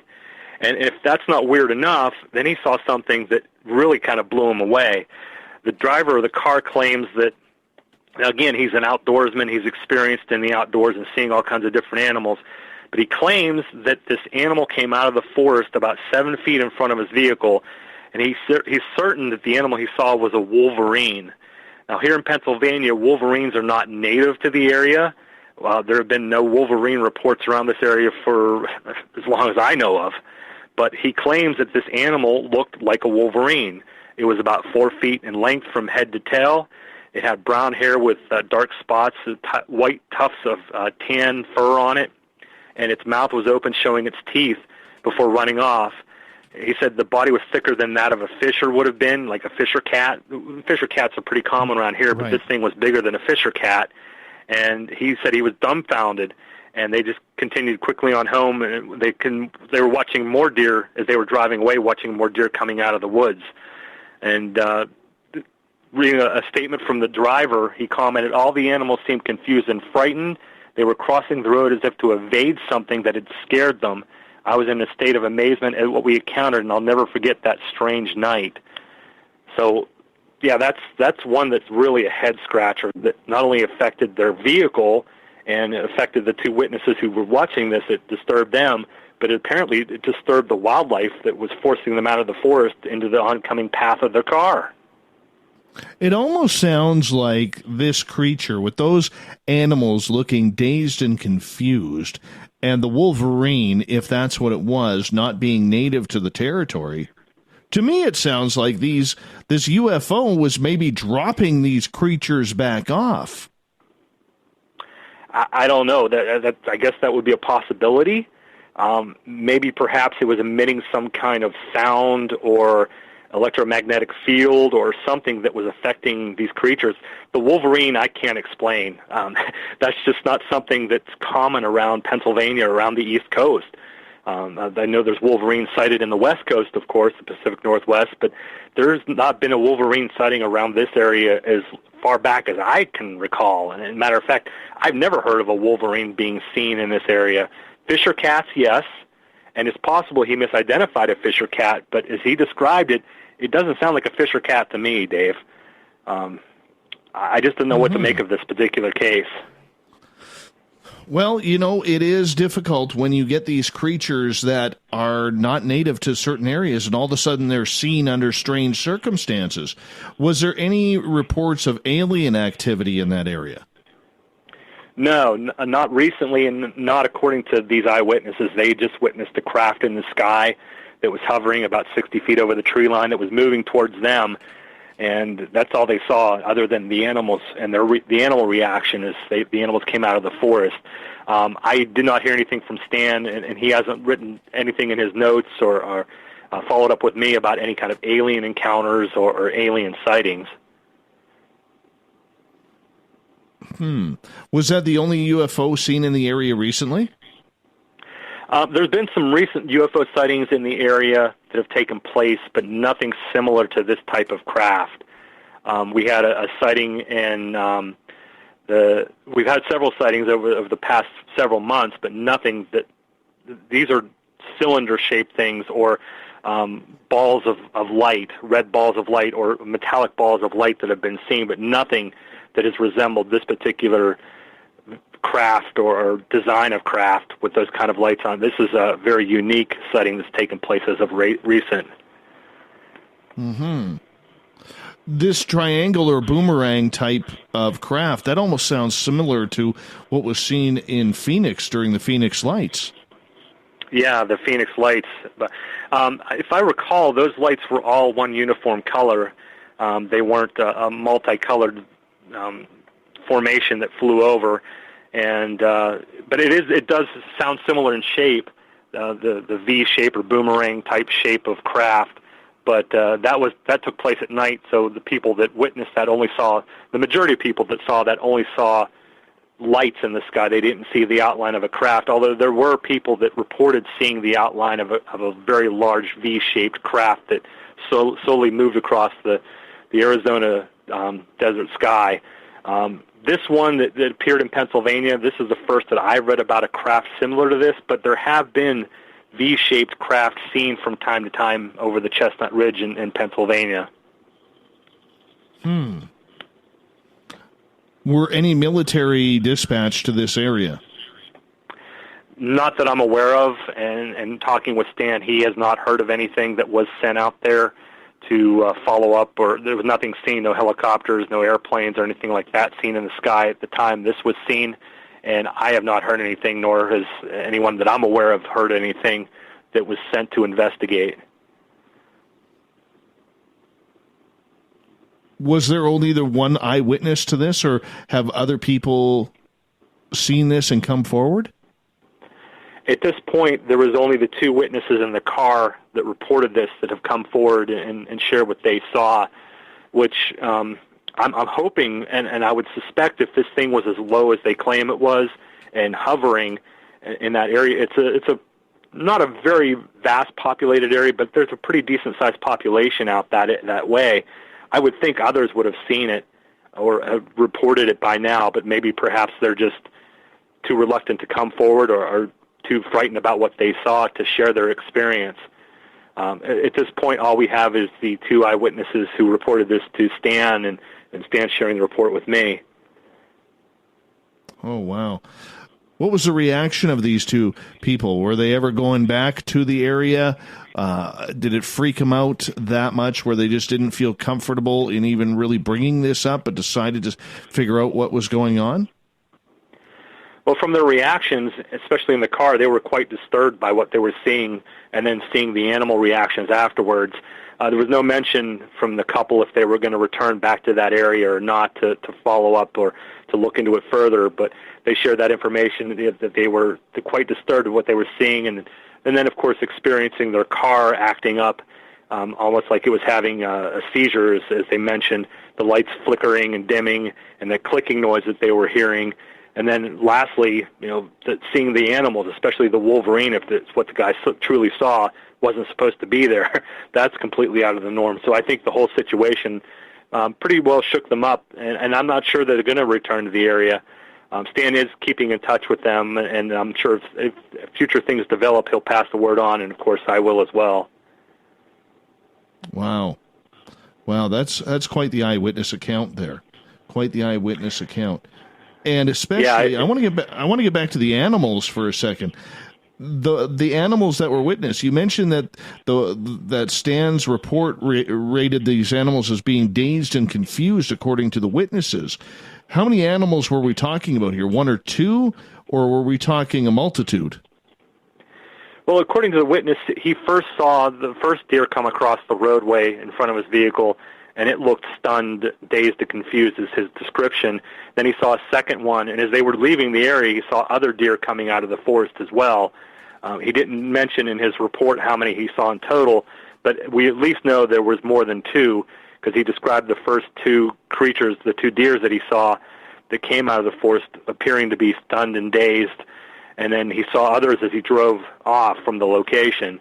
So it would be safe to assume that 3 or possibly 4 deer he saw in total, but we don't have an exact number. And I also find the bird behavior kind of peculiar as well, bashing and flying right into the vehicle. That's kind of peculiar too. It happens. Birds fly into car vehicles all the time, but it kind of adds to the mystique of the report, wondering if perhaps that bird was affected by the craft that was flying above the sky, the tree line there. We've got about 4.5 minutes here before we got to go to break at the bottom of the hour. Erik Altman is our guest on Strange Days tonight. Erik, with this report, what do you do with it?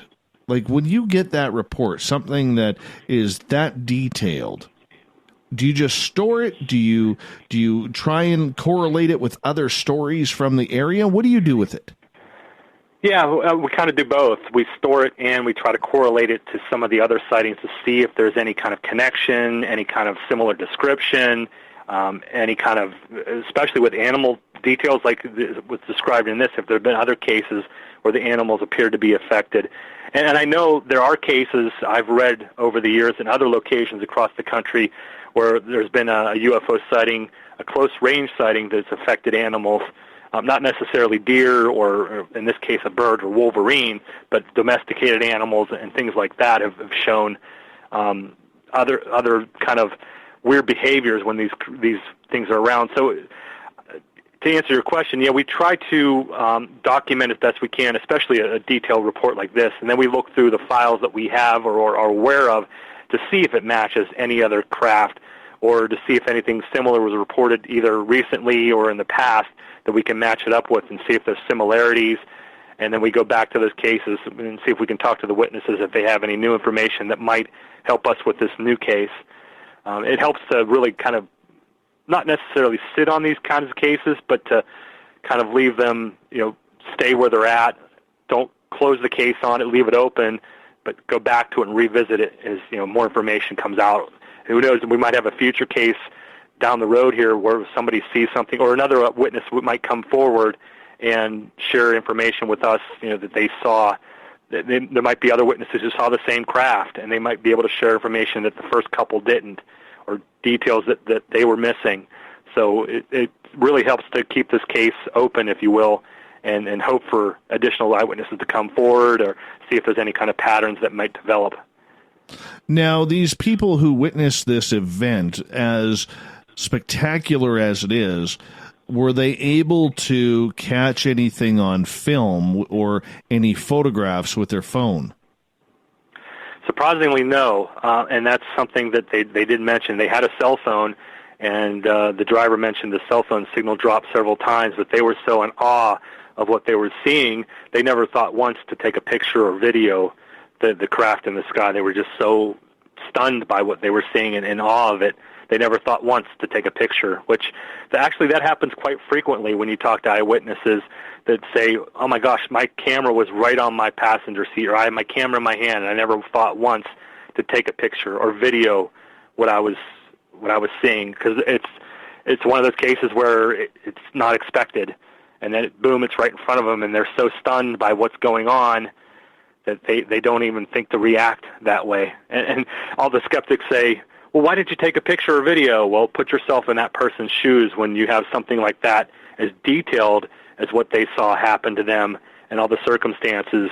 It's unlikely the bravest skeptic or the boldest skeptic is going to think the same thing. Oh, I should get my camera out and take a picture. They're probably going to be just as stunned and in awe of what they're seeing as well. I agree with you on that. I remember when I had my Bigfoot encounter and when I had my close encounter with a UFO and then a few days later with an alien, the last thing on my mind was taking that photo. I was just trying to comprehend what my eyes were trying to tell my mind, and that really wasn't going over very well. It really wasn't. So it doesn't surprise me, and it is one of the unfortunate parts about that. When you see something that your eyes are seeing, your mind can't comprehend, the last thing that comes to your mind is taking that phone out of your pocket and hitting record or just snapping some photos. Although they'll probably end up blurry anyways, so is the photo even worth it? Erik, I'm going to get you to hold on right there. Erik Altman is our guest tonight on Spaced Out Radio, filling in for Butch Witkowski on Strange Days. Erik's website, erikaltman.net. Make sure you check it on out. More Spaced Out Radio coming up after this.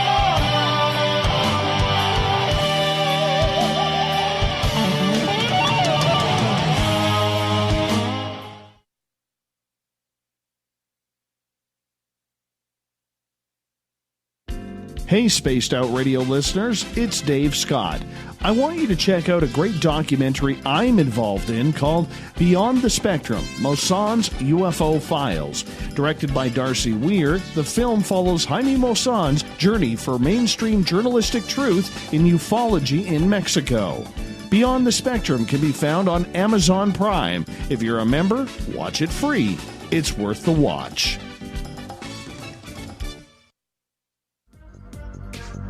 Coming up this September 21st and 22nd, all UFO eyes will be focused on Toronto for the 4th Annual Alien Cosmic Expo. Come listen to some of the biggest names and experiencers in ufology. Travis Walton, Paul Hellyer, Richard Dolan, Paula Harris, Grant Cameron, Randy Kramer, and Spaced Out Radio's own Dave Scott. Tickets are on sale now at aliencosmicexpo.com. Did you know Spaced Out Radio runs 7 days a week? Hi there, this is Tessa Nicole Thomas, and I'm here to take you on a paranormal journey each Saturday and Sunday night. Why change the station when you have it all right here? Together, we'll hang out and share some strange and scary stories. And don't forget, we have Psychic Sundays as well, so come tune in Spaced Out Weekend. We get going at 9 p.m. Pacific, midnight Eastern, only at spacedoutradio.com, where we own the night. A timepiece is a reflection of who you are, and what better way to show off the real you than with an Escape watch? Escape is a lifestyle brand accessorizing your days and nights. Choose to escape and create the life of discovery that you deserve. Dream, play, unite with your own personalized Escape watch. Head to escapewatches.com. There is no time like the present to enjoy your escape. Use promo code SMF2017 for your 20% discount today. From the heartlands of Canada to beards around the world, we know how to take care of you. Fill your follicles with the Mighty Moose Beard Oil. All our oils and balms are handmade and 100% natural ingredients because we care about your beard. And hey, use the promo code SOR2019 and get your Mighty Moose Beard Oil today. You can check us out on our website, mightymoosebeard.com.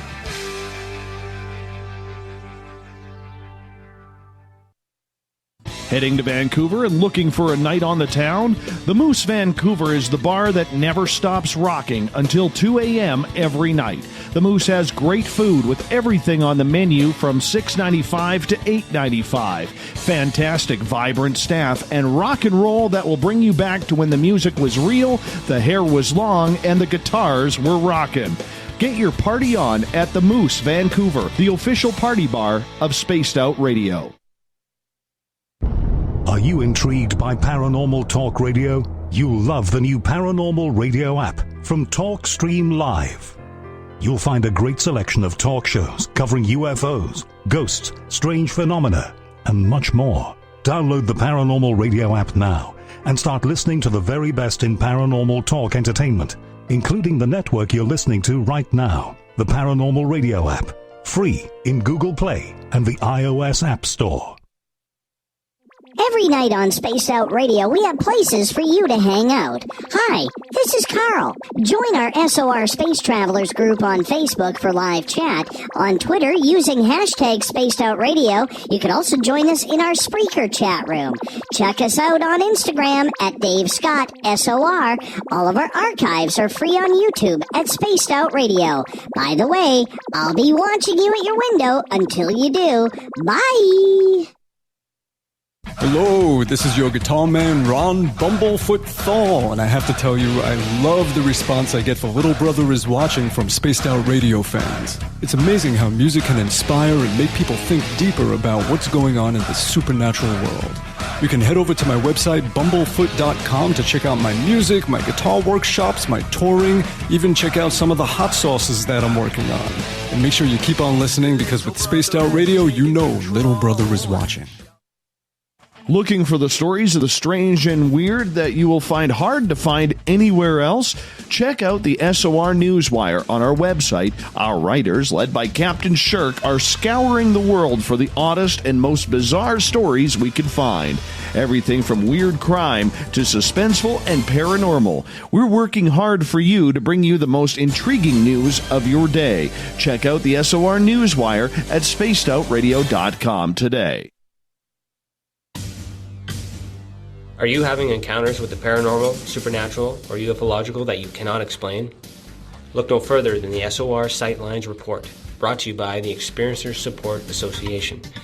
This is Ryan Stacy, head of the Research Association, TESSA. Soon on the Spaced Out Radio website, you'll be able to file your reports and have them researched for you. We are independent and ready to help Spaced Out Radio listeners today.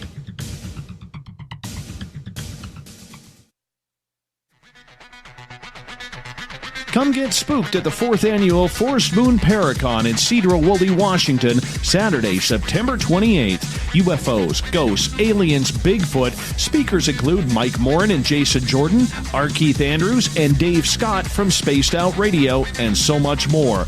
There will be workshops and a VIP roundtable. Get early bird tickets now at fmparacon.com.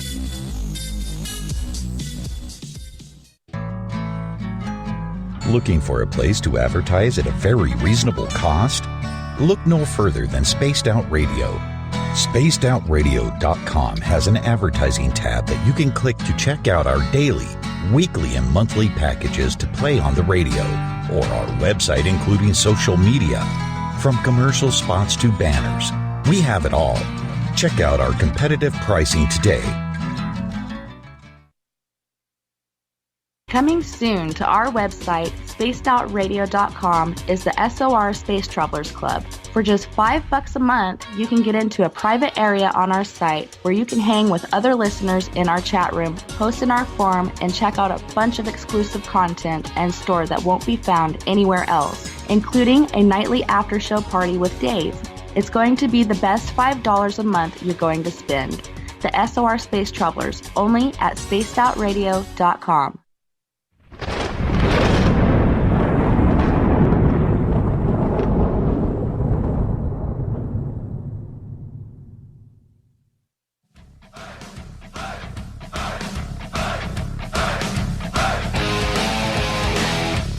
We pass the halfway point of Spaced Out Radio tonight. I am your host, Dave Scott, sitting in the captain's chair of SOR headquarters. Thank you so much for tuning us on in. We really do appreciate that. Reminder to each and every one of you that if by chance you decide that you want to check out our archives, they are free at youtube.com/Spaced Out Radio. Just do me the favor.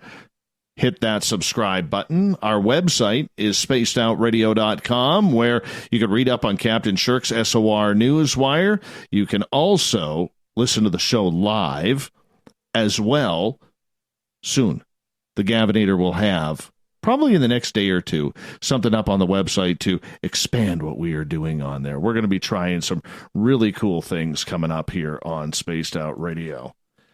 Now, during the break, I was chatting with Erik, and he kind of got into this story that he was going to tell you about a pterodactyl. And our phones went dead. I think his phone battery died.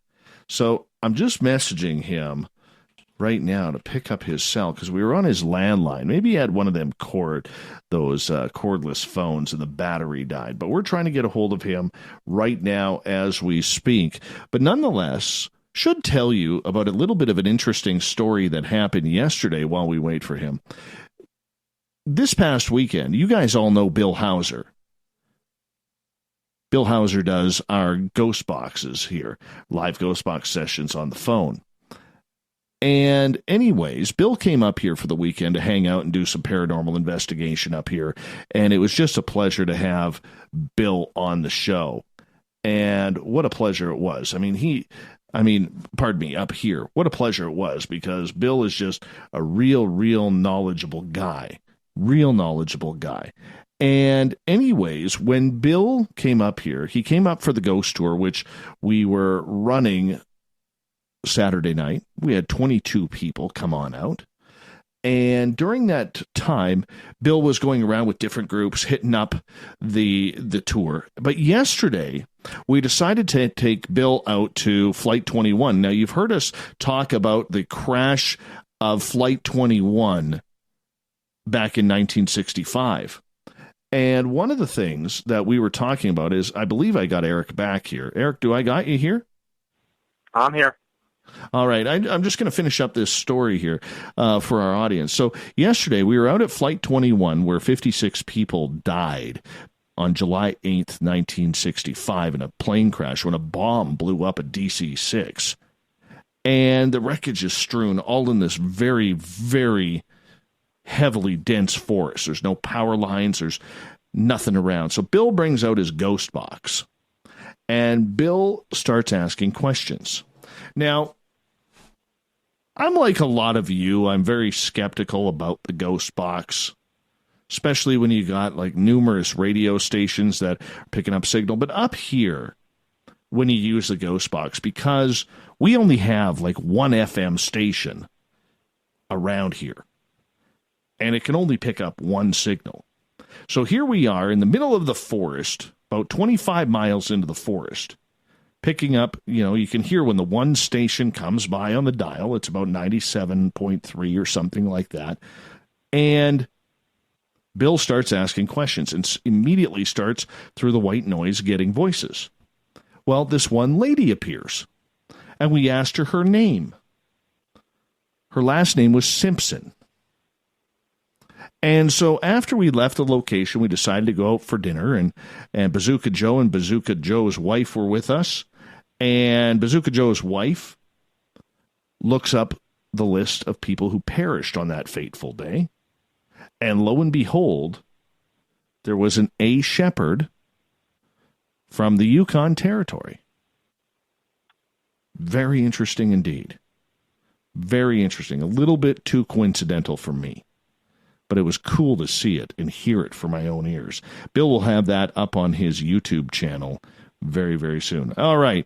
Looks like we got you back, Erik. Thank you so much for joining us. A little bit of a phone snafu there, but that happens sometimes. We got to keep the show rolling. You were about to tell us a strange story about a dragon or a pterodactyl? Yeah, this happened in, of course, the Chestnut Ridge in Fayette County in March of 2012. And this is another head-scratcher because I heard this report from Stan. He took the report, shared it with me like he does with a lot of things. And it makes you really wonder what people are really seeing out there, because I don't know of anyone around the world globally that have reported seeing a dragon. But according to this guy, what he saw in the sky, he said closely resembled a dragon. But anyways, it occurred on March 18th, 2012 in southern part of Fayette County near the Chestnut Ridge. The guy was walking his dog about 11:45 in the evening, and he was in a front yard and away from any lights, and his attention was drawn upwards. He heard a swooshing sound coming above him, and he happened to just glance up and see this weird-looking thing flying at about a distance of about 50 to 55 feet, and he described it looking like a dragon. He said the creature passed over an automatic dusk to dawn light, and that's when he was able to get a really good look at it as it flew over. He described the body about 20 to 22 feet in length with a wingspan of about 18 feet wide. He said it looked shiny with almost a reflective body that had no scales on it. It was dark in color, possibly brown and red, similar to almost an auburn type color.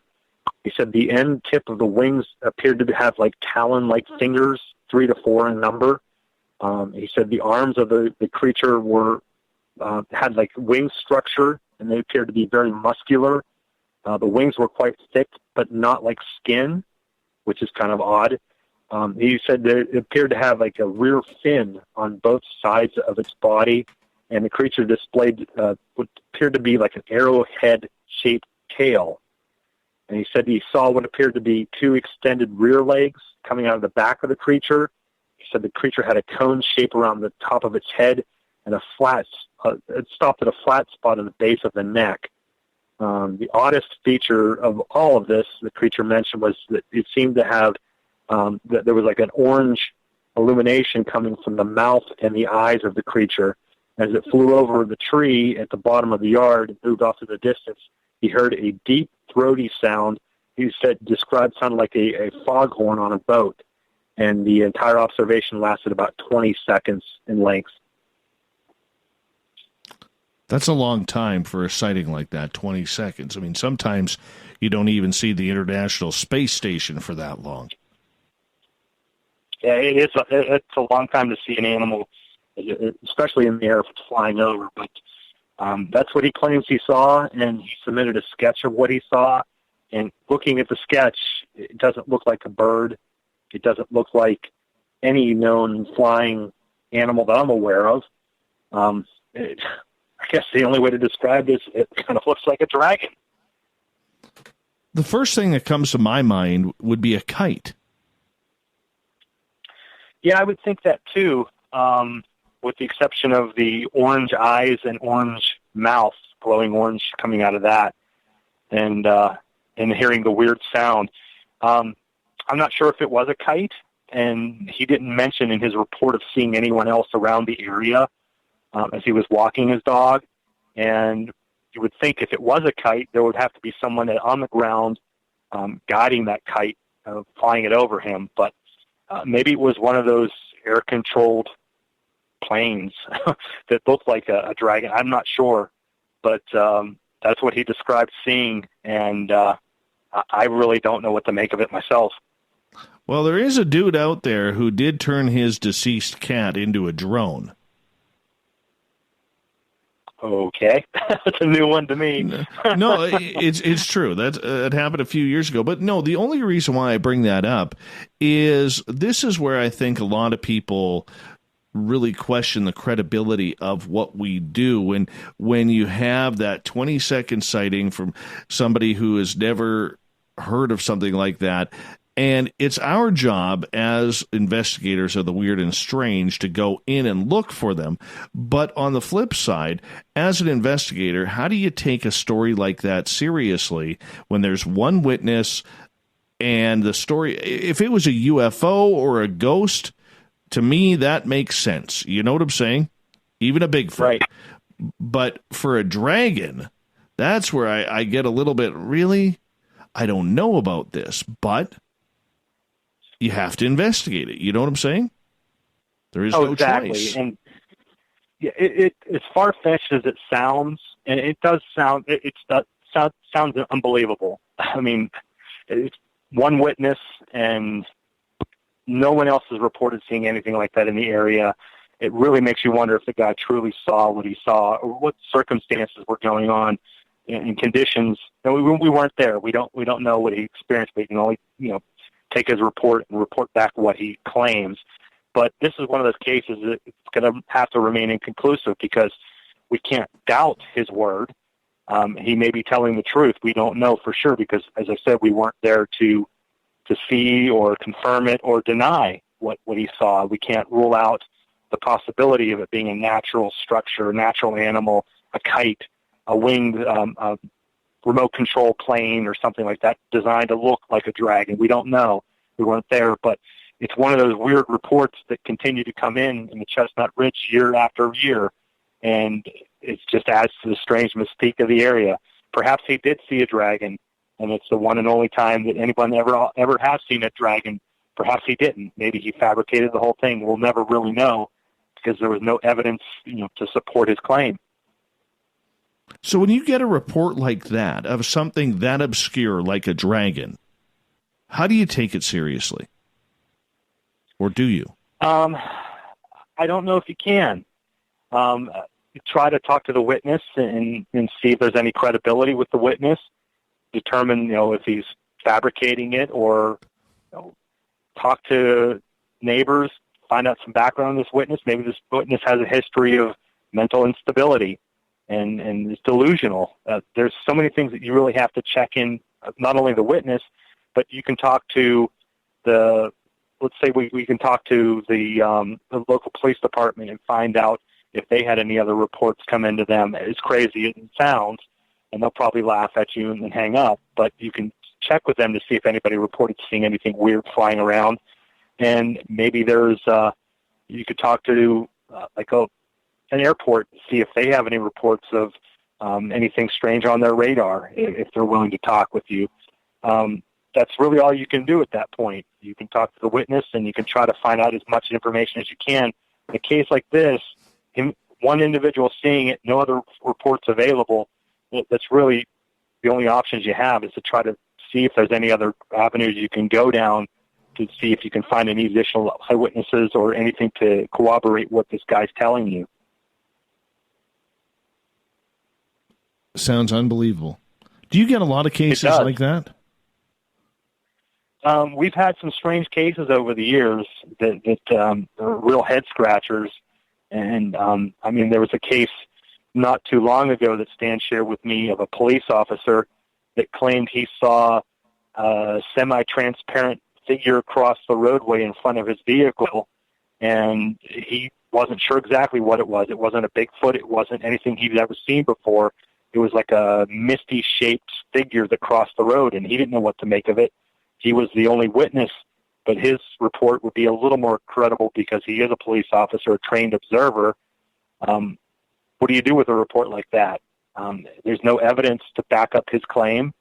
There's no proof that he saw what he saw. He could be making up. He could be fabricating it, like the guy who saw the dragon. We don't know at that point. All we can do is hope that he's telling the truth, and he's got a lot to risk by making up a story like that. It could really hurt his credibility and his career, but there's really not much you can do with those kinds of reports that you get. Erik Altman is our guest tonight on Spaced Out Radio as we have Strange Days here, the final Monday of every month. Erik, when you get those type of reports that are just out there, and I realize it could be Dogman, it could be Bigfoot, it could be UFOs or dragons or pterodactyls or whatever. At what point do you listen to a person and say, you're trying to BS me, you're trying to pull one over on me? I've gotten pretty good at listening to people share their encounters and reading their body language. That's what I mentioned earlier when we were talking. To me, it's very important to meet a witness face-to-face and to see their reaction and see their emotions and their body language. That's very important when an eyewitness tells their story to you. You can see if it traumatically experienced, they traumatically experienced something that is deeply affecting them. There have been cases where I've had people tell me they've seen something and they're constantly looking away, or they're trying. You can tell they're trying to think about what next to say or what to embellish. And especially if you're able to talk with that witness over a long period of time, and their story changes and evolves every time you talk to them, then that's a pretty quick indicator that they're full of BS and what happened didn't happen. But then there's those witnesses who've seen something, even possibly as outlandish as a dragon, where you talk to them over a course of a long period of time, and their story doesn't change, and they don't add details to it, or they don't say, "Oh yeah, and I saw a baby dragon with it," or "I saw a dinosaur chasing the dragon." They don't add to it. They don't embellish things. Their report stays the same, and they're insistent on what they saw. And those kind of people that, even though they saw something, they believe they saw something, it's hard to discredit them for believing what they saw, if that makes any sense. Is there anything you won't investigate? I'm not a real big fan of demonic infestations or reported demonic activity. I don't like to get into those things simply because of my faith, and hearing from other researchers who've had very bad experiences dealing with that. But as far as cryptids go, if I hear something strange come in, I'll check into it and see if I can find any validity to it, see if there's any rhyme or reason. I'm not a big, and this may sound strange, but I'm not a big researcher in the UFO field, ufology, simply because my take on it is it's an amazing case, and I love to hear the cases, and I love to hear the stories, especially like we talked about the one earlier tonight. Those are fascinating, but unless there's trace evidence or something that I can go and look at, to me it's a story, and that person experienced it, and I'll take their encounter and I'll take their investigation or their claim, and I'll document it, but I can't go any further with the investigation unless there's multiple people who've seen it that I can talk to those people and collect data. To me, the UFOs aren't as fascinating as the cryptids are, or the strange creature sightings are, because unless they've landed, unless they've had contact with aliens or missing time or anything to that effect, I can't really do much with it other than document their report and add it to a database. Right. And I don't blame you for that, because everybody has to have their niche, their forte, and if you start spreading yourself out too thin, you're really going to be a lot busier than what you expect to be. Yeah, and for me, the Bigfoot sightings that I that's pretty much my forte, researching cryptids and Bigfoot sightings especially. I get a lot of those over the years, and it keeps me pretty busy just looking into those. And those are time-consuming because it's not just taking a report and documenting it, putting it in the book and saying, okay, John Smith saw Bigfoot on this day. There's a lot more to it. I mean, you've got to go to that area and you've got to look for physical evidence to see if there's anything left. And you've got to research historically and to see if there's any sightings in that area that might corroborate, and talk to other witnesses in the area. So there's a lot more to me that goes into cryptid sightings, where there's a chance of physical evidence presenting itself, and you're able to document and collect evidence and hopefully turn it into a lab or any kind of scientific field specialist or somebody along those lines that can actually analyze that data, that evidence. So I stick mainly to the cryptids as far as field investigating goes. That's why I call myself a paranormal enthusiast. I love reading the stories. I love hearing the cases, but the cryptids to me is what I go out and investigate, simply because I have a better chance of finding hard evidence than I do in a UFO case. With that being said, do you believe there is a correlation, with about a minute and a half to go here, between everything from ghosts and goblins and UFOs and Sasquatch? At first, I didn't. I thought these were all separate things that were going on, separate phenomenon. They really had no ties. But the longer I've been in this, I'm starting to see that there are those cases out there. Although they're not a majority of cases, but there are cases that do involve Bigfoot and UFOs seen either together or at the same location, before or after each other. So I'm starting to think that possibly there is some kind of maybe tie between UFO field and cryptids, especially some of these animals that aren't documented and still remain unsolved. Perhaps there is some kind of connection in some of these cases, and it makes you wonder really how deep the rabbit hole goes. Hauntings, I don't know if hauntings somehow fit into it, but I think that somehow the UFOs and cryptids may be in some way, shape, or form related. We just don't know yet.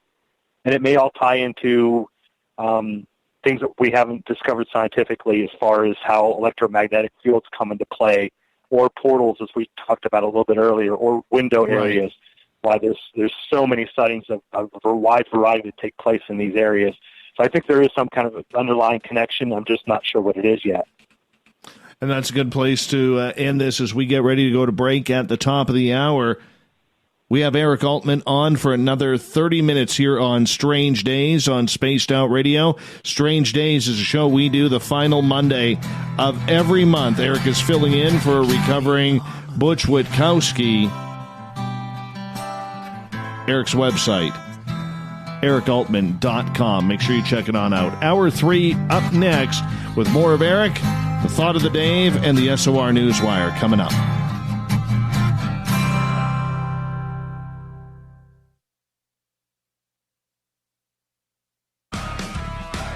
Get your horns up with me on Spaced Out Radio. This is Ron Bumblefoot Thal. Come tune in to SOR, where you can hear me rock out with Little Brother Is Watching, the official theme song of Spaced Out Radio. And then come on over to bumblefoot.com, where you can find out about my tour schedule, my music, and everything else. Bumblefoot.com keeps you up to date on what I'm doing and the best way to stay in touch with my music and music camps. Sign up for my newsletter at bumblefoot.com, and remember, Little Brother Is Watching. At spacedoutradio.com, we have a little bit of everything for you to stay up late. So while you're there, check out our SOR Newswire, where our team brings you stories of the weird and strange to the WTF from around the globe. News on Bigfoot, UFOs, paranormal, Darwinian-type crime tales. It's the stories that the mainstream media usually won't touch. Well, we got them all on the SOR Newswire, only at spacedoutradio.com. We all know on Spaced Out Radio we love a good beard and mustache, so why not take care of your facial hair with Mighty Moose Beard Oil? Made in Canada, we're taking care of beards and stashes around the world. We use 100% natural ingredients with our oils and balms to make your whiskers feel silky smooth. Use promo code SOR2019 at MightyMooseBeard.com today.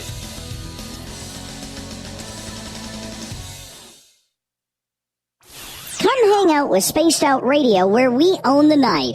This is Carl. You can follow Dave on Twitter at Spaced Out Radio, and during the show, use the hashtag Spaced Out Radio to chat with us live. On Instagram, at Dave Scott SOR. On Facebook, give our page a like, Spaced Out Radio Show. SOR archives are free on YouTube at Spaced Out Radio. Come join us, or I will come join you. See you at your window.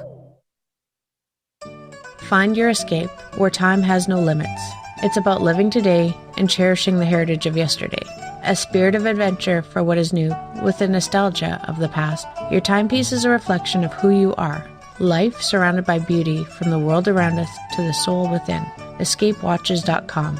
There is no time like the present to enjoy your escape.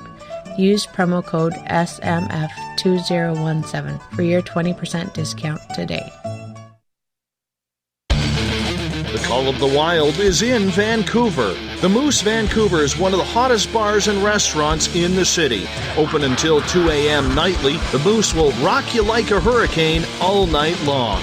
Great food with everything on the menu at $6.95 near the corner of Nelson and Granville. Get your horns up and come rock with us. The Moose Vancouver, the official rocking bar of Spaced Out Radio.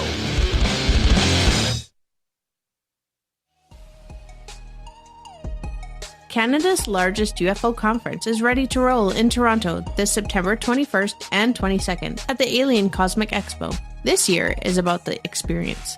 Listen to the stories of Dave Scott, Travis Walton, Paula Harris, Grant Cameron, Ryan Stacey, Richard Dolan, Leslie Mitchell-Clark, and more. Get your tickets now at aliencosmicexpo.com.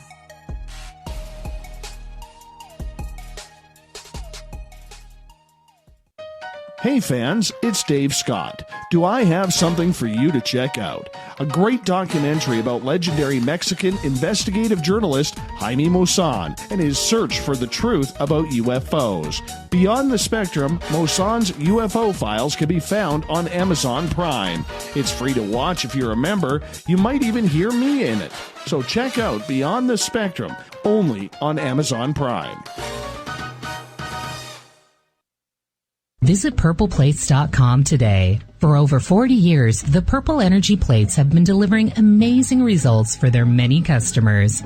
Inspired by the great genius Nikola Tesla, the harmony, healing, and energetic effects of the plates have proven over and over to be beneficial and often miraculous to thousands of customers. Check their site for daily specials and choose from their many energy products. You won't be sorry. Visit them today at purpleplates.com.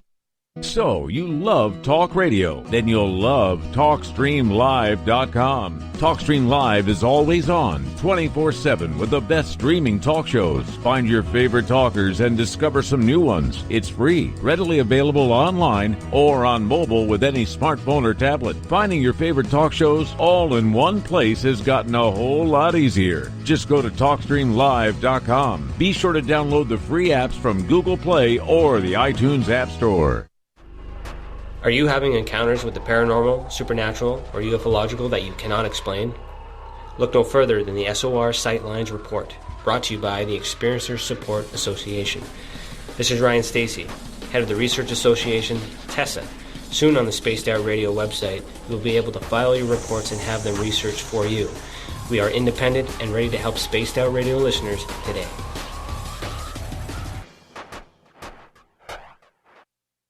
From the mile-high mountains of Colorado to all of you around the world, this is Tessa Nicole Thomas, and I invite you to stick around spacedoutradio.com for Saturday and Sunday nights where I host Spaced Out Weekend. Let me take you on a wild ride of weird and strange topics, from ghosts and ETs to remote viewing, psychic phenomena, and so much more. We get going at 9 p.m. Pacific, midnight Eastern Time on Spaced Out Weekend, where we own the night. On the first Tuesday of every month, I encourage you to come along for a journey with me, Geraldine Orozco, on The Spiritual You. Together, we will take a look at how to access the highest expression of yourself and change your life. Consciousness, ET contact, health, and wellness, we can talk about it all. So come along for a spiritual ride with me, Geraldine Orozco, on The Spiritual You, only on Spaced Out Radio. The freedom to post what you want, when you want. That's the social media freedom you need. Social Media Freedom is the free app in your app store. No need to worry about going to jail or being shadow banned any longer. It's the freedom to say what you feel. The freedom to know Big Brother isn't watching. It's the way social media is supposed to be. Social Media Freedom. It's time to set yourself free. Download from your app store today. We are getting ready to relaunch the SOR Space Travelers Club at spacedoutradio.com. For $5 a month, you can join us for a plethora of features found nowhere else. Hang out in a private chat room during the show and after party.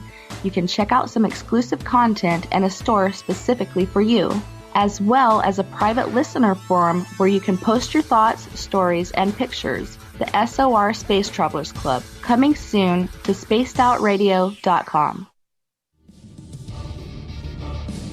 Come get spooked at the 4th Annual Forest Moon Paracon in Cedar-Woolley, Washington, Saturday, September 28th. UFOs, ghosts, aliens, Bigfoot. Speakers include Mike Morin and Jason Jordan, R. Keith Andrews, and Dave Scott from Spaced Out Radio, and so much more. There will be workshops and a VIP roundtable. Get early bird tickets now at fmparacon.com.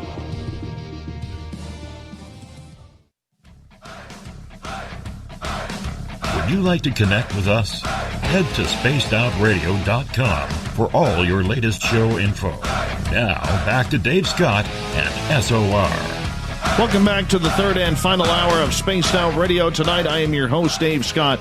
Thank you, each and every one of you, for joining us tonight. Hi to everyone listening in on WQEE 99.1 FM in Noonan, Georgia, UPRN 107.7 FM in New Orleans, KDNF AM 1560 in Dangerfield, Texas, KDUN AM 1030 in Reedsport, Oregon, and down in Ridgecrest, California, KZFX 93.7 FM. On the digital side, we're on Revolution Radio and Kingdom of Nye Radio. Thank you so much for tuning us in.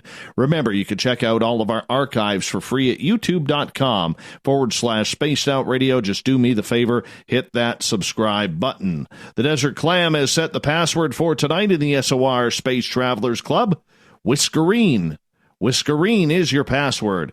Make sure you use it wisely, Space Travelers, as the Clam sets the password each and every night right here on Spaced Out Radio. Our website is spacedoutradio.com, where you can read up on Captain Shirk's SOR Newswire, listen to the show live, new features coming this week from the Gavinator on our website.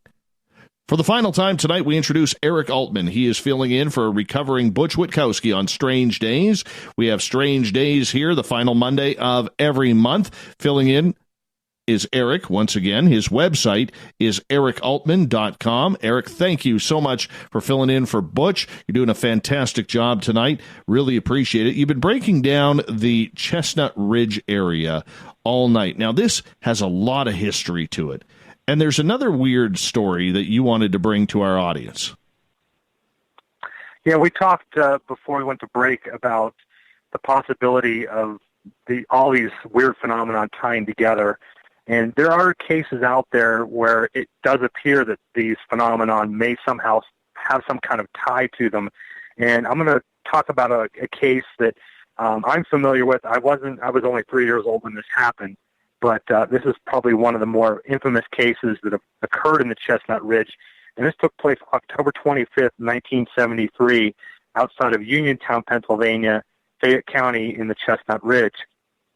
And this story has been relayed to me from Stan Gordon, who was the lead investigator on this case, many, many times. And it's a fascinating case that not only involves UFOs, but Bigfoot sightings, possible paranormal ties to it, and military involvement as well. The story begins on that evening of October 25th at 9 p.m., where a guy, we'll call the guy Dave, just for his anonymity's sake. It's a good name. Well, Dave is driving down a backcountry road with his wife, and they're on the way to visit their family for the evening and just to spend time with them. And as they're driving down this backcountry road, they notice this great big red sphere in the sky about the size of a barn. And they're watching this as they're driving this backcountry road. And when they arrive at Dave's father's house, they notice that there's people outside Dave's family outside watching this sphere in the sky that's hovering maybe 100 feet in the air. And they're all standing outside watching this thing. And they're kind of amazed by what they're seeing. So Dave jumps in his truck and drives across the gravel road to his neighbors to see if he can get a better vantage point to it. And while he's there, there's two young boys. They're around the age of 10 and 11 or 12, and they're twins, and they're at the neighbor's house. And they're watching this red sphere, this giant red sphere, slowly descending into Dave's father's pasture on the hill above Dave's father's farm. And he's right away, Dave's intrigued. He says, let's go check this out. And the two boys insist on going with them. So the three of them, before they leave, Dave grabs a 30-06 rifle and several bullets. And he also grabs a handful of tracer rounds as well. I believe he grabbed a total of 6 to 8 bullets and a couple of tracer rounds. And they jump in the truck and they head up the farm hill, the path up the hill to the pasture where this glowing object had descended. It lands in the field, and now it's glowing a white color rather than a red color. And they pull up in the field, and they park their vehicle, and they get out. They can see the whole area is illuminated, and they see the sphere in the distance, and they're walking towards it. And they also notice that several animals, the cows in the field, are staying away from the sphere. And as they're walking towards it, they hear this whirring sound that sounds like a lawnmower running, coming from this craft. And as they begin to approach the craft, they hear a baby crying, or a wailing type sound, like a baby crying. And one of the boys, one of the twins, says, hey, look over there at the fence line. And coming up the fence line towards them, they see an upright walking, hair-covered creature with green glowing eyes. And it's walking towards them. And at first they only see the one.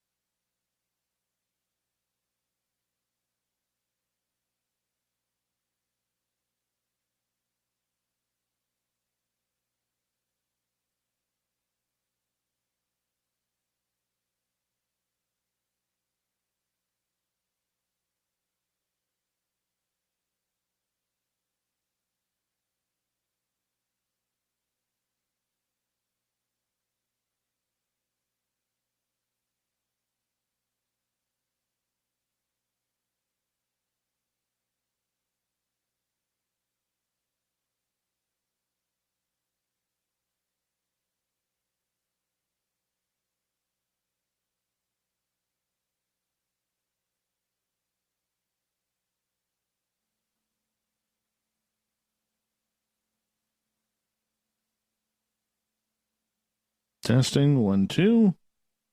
All right.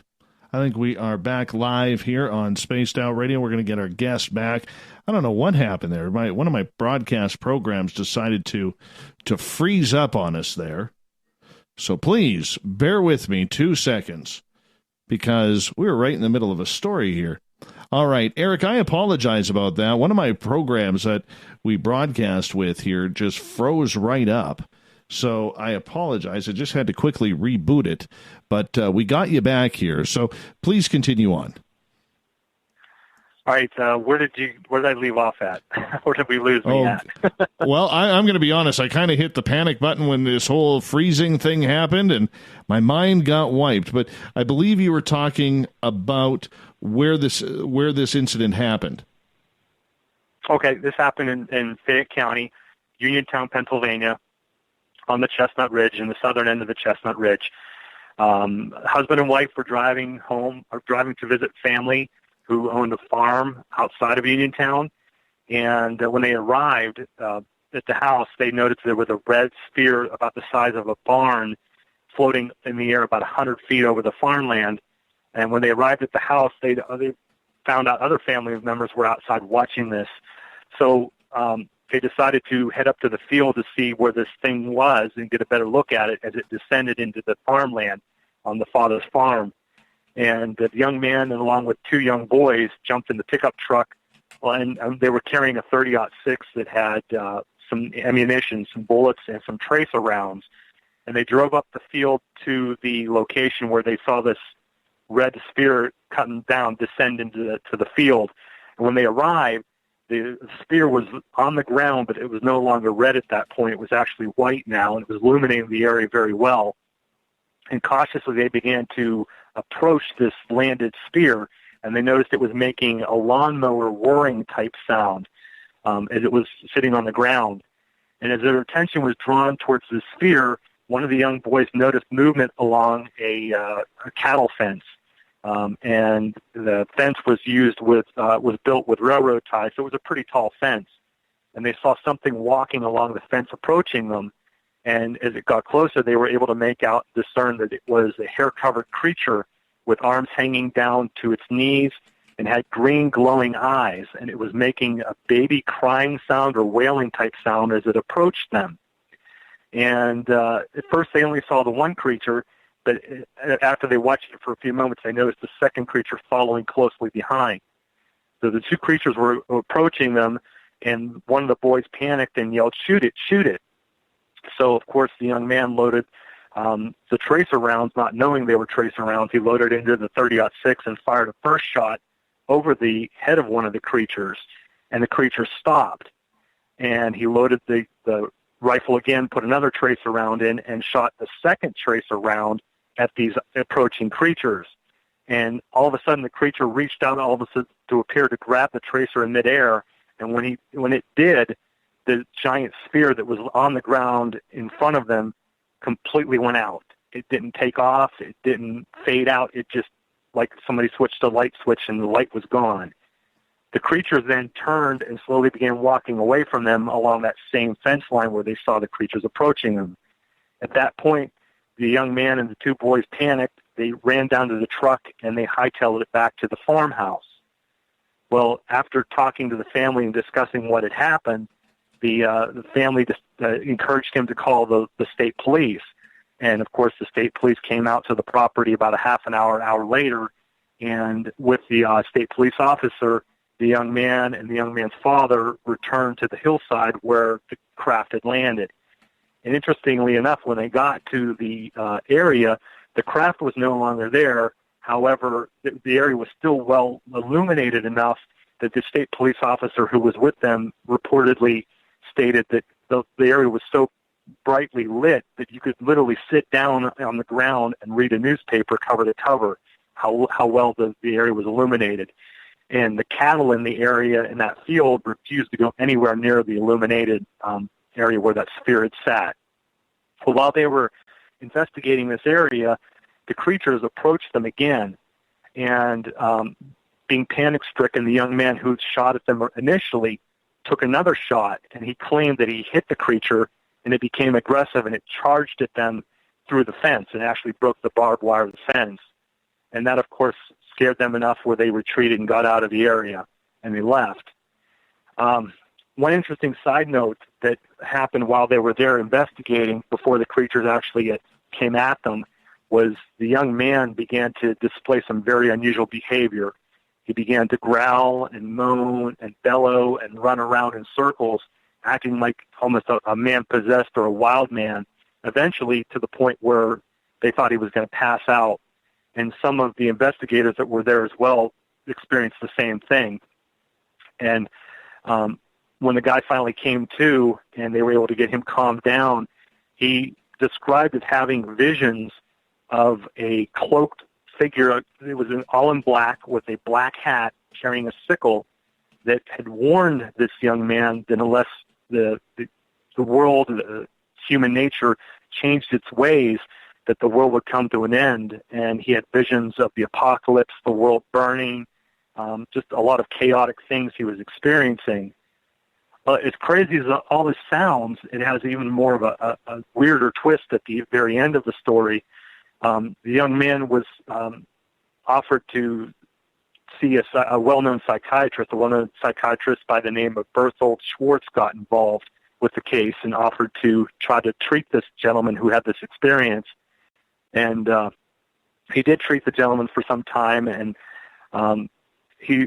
Stan thought at the point, he was one of the primary investigators, he thought it would be wise to maybe hypnotize this gentleman and see if he could recall any details that he might have missed. And Dr. Schwartz said, no, it's not a good idea to do that, especially it might cause some physical damage or emotional damage to the gentleman, so it's best not to hypnotize him. Well, Stan kept in touch with this young man who had this harrowing experience over the years, and about 10, 15 years after this happened, they decided to go back to this guy and talk with him and see if he would agree to be hypnotized. And the gentleman told Stan, he said, well, you already came out and hypnotized me 2 weeks after this all happened.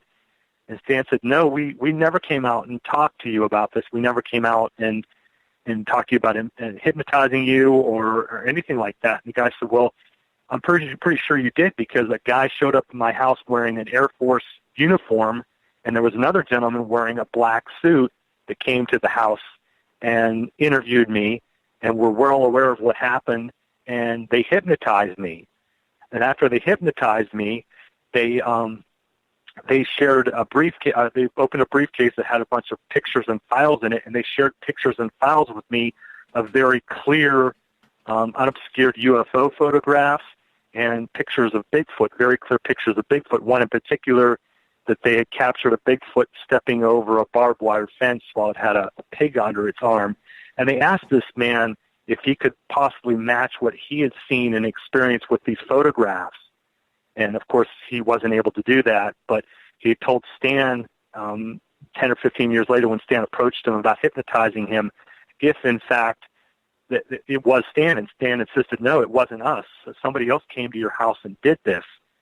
And unfortunately, the witness passed away a few years ago, so we're not able to talk with him at any greater detail. But for what it's worth, Stan, who did investigate this case, and his team of investigators were there on site after this all occurred, and they were actually able to record on audio tape the man's regression into an animal-like state where he was barking and howling and growling, and he was running around the field, and they have that recorded.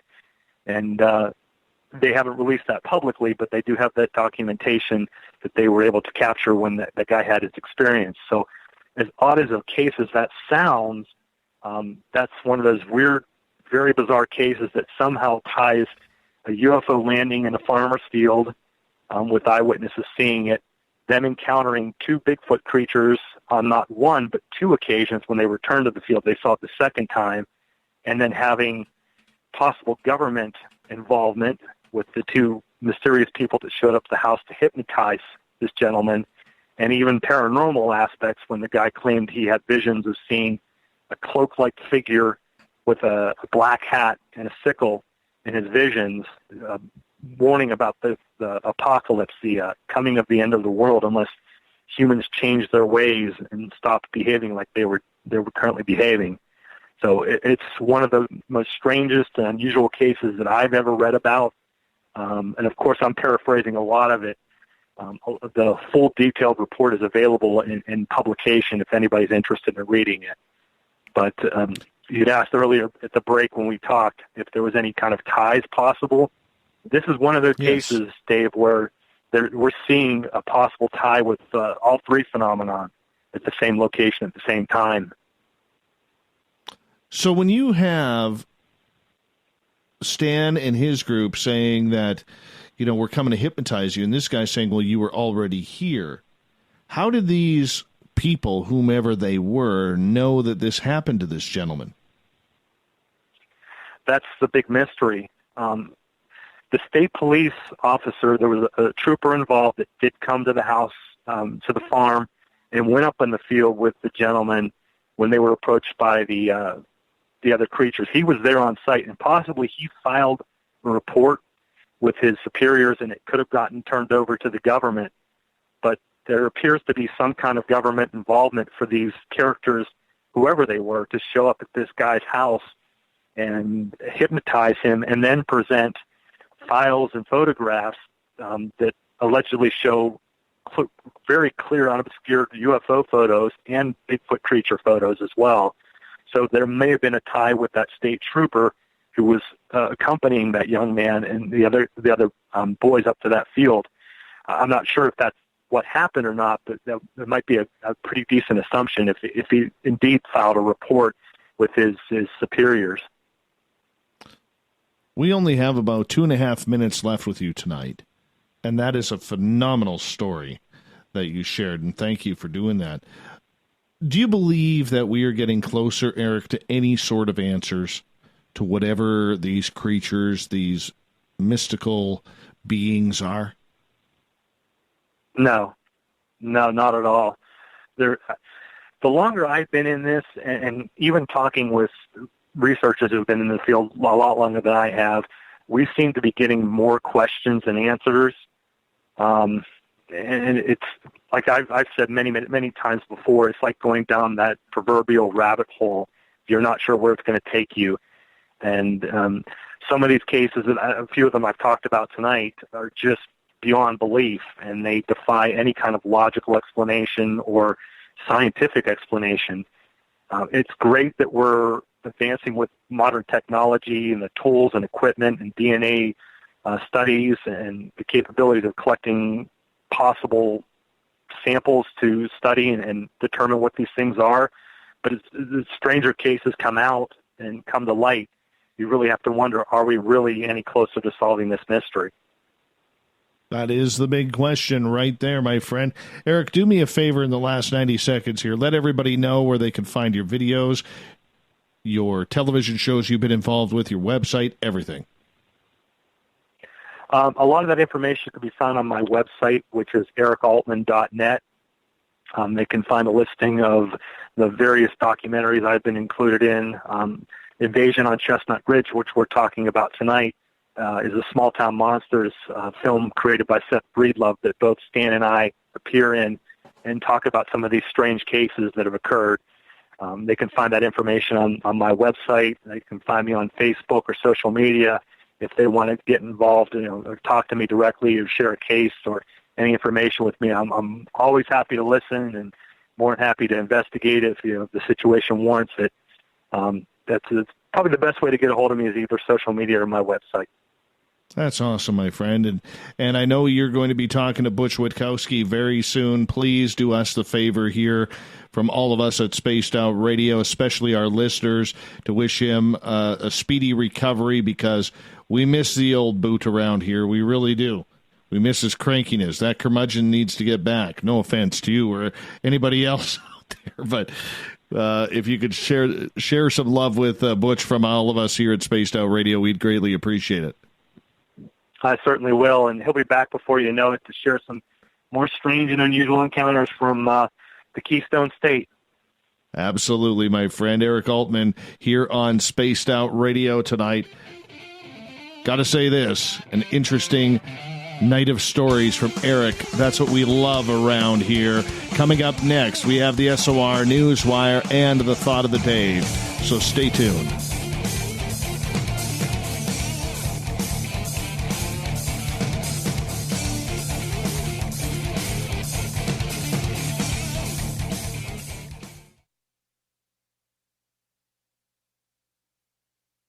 Coming soon to our website, spacedoutradio.com, is the SOR Space Travelers Club. For just $5 a month, you can get into a private area on our site where you can hang with other listeners in our chat room, post in our forum, and check out a bunch of exclusive content and store that won't be found anywhere else, including a nightly after-show party with Dave. It's going to be the best $5 a month you're going to spend. The SOR Space Travelers, only at spacedoutradio.com. Are you having encounters with the paranormal, supernatural, or ufological that you cannot explain? Look no further than the SOR Sightlines Report, brought to you by the Experiencers Support Association. This is Ryan Stacy, head of the Research Association, TESA. Soon on the Spaced Out Radio website, you'll be able to file your reports and have them researched for you. We are independent and ready to help Spaced Out Radio listeners today. Hello, this is your guitar man, Ron Bumblefoot Thal, and I have to tell you, I love the response I get for Little Brother is Watching from Spaced Out Radio fans. It's amazing how music can inspire and make people think deeper about what's going on in the supernatural world. You can head over to my website, bumblefoot.com, to check out my music, my guitar workshops, my touring, even check out some of the hot sauces that I'm working on. And make sure you keep on listening, because with Spaced Out Radio, you know Little Brother is watching. Hey, Spaced Out Radio listeners, it's Dave Scott. I want you to check out a great documentary I'm involved in called Beyond the Spectrum, Mosson's UFO Files. Directed by Darcy Weir, the film follows Jaime Mosson's journey for mainstream journalistic truth in ufology in Mexico. Beyond the Spectrum can be found on Amazon Prime. If you're a member, watch it free. It's worth the watch.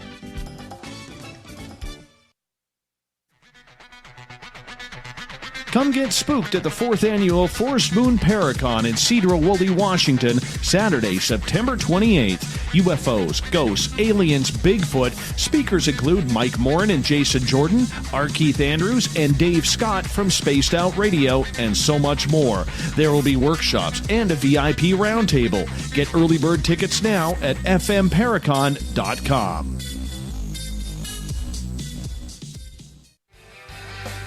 From the heartlands of Canada to beards around the world, we know how to take care of you.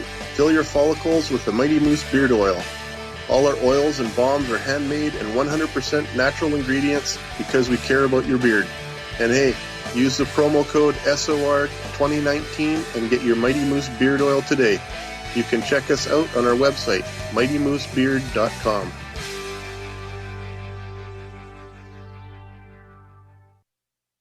Heading to Vancouver and looking for a night on the town? The Moose Vancouver is the bar that never stops rocking until 2 a.m. every night. The Moose has great food with everything on the menu from $6.95 to $8.95. Fantastic, vibrant staff and rock and roll that will bring you back to when the music was real, the hair was long, and the guitars were rocking.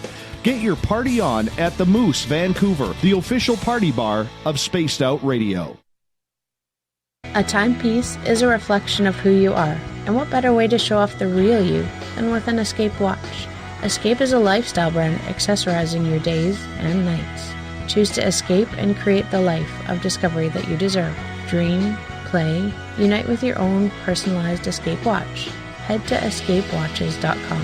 There is no time like the present to enjoy your escape. Use promo code SMF2017 for your 20% discount today. Coming up this September 21st and 22nd, all UFO eyes will be focused on Toronto for the 4th Annual Alien Cosmic Expo. Come listen to some of the biggest names and experiencers in ufology.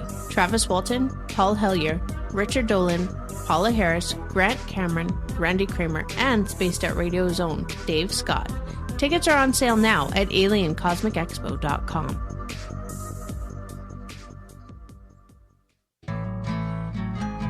Looking for a place to advertise at a very reasonable cost? Look no further than Spaced Out Radio. SpacedOutRadio.com has an advertising tab that you can click to check out our daily, weekly, and monthly packages to play on the radio, or our website including social media.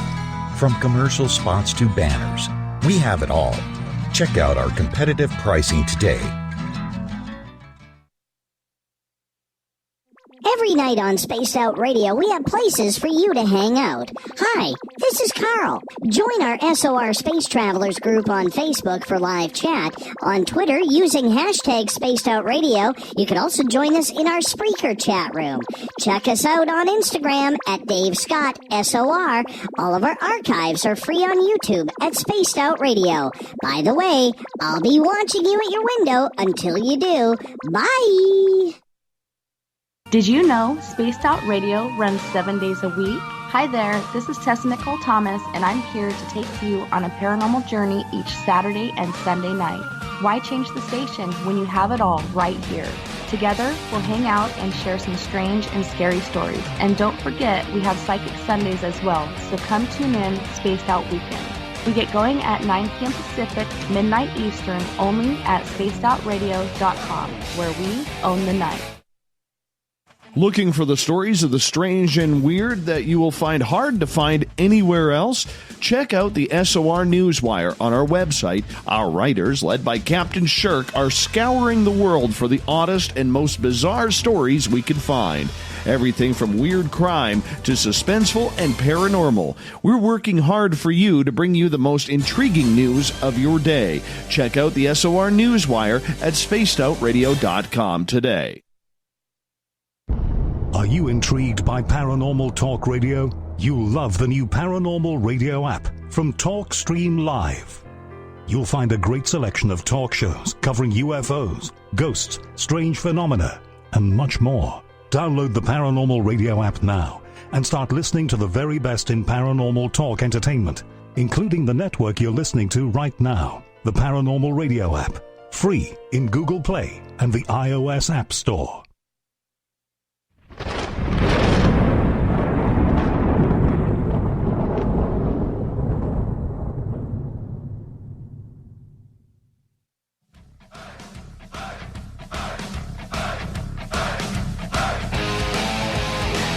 We've rounded third. We're heading for home tonight on Spaced Out Radio. I am your host, Dave Scott, hanging out with all of you. What a pleasure it is. Thank you so much for tuning us in.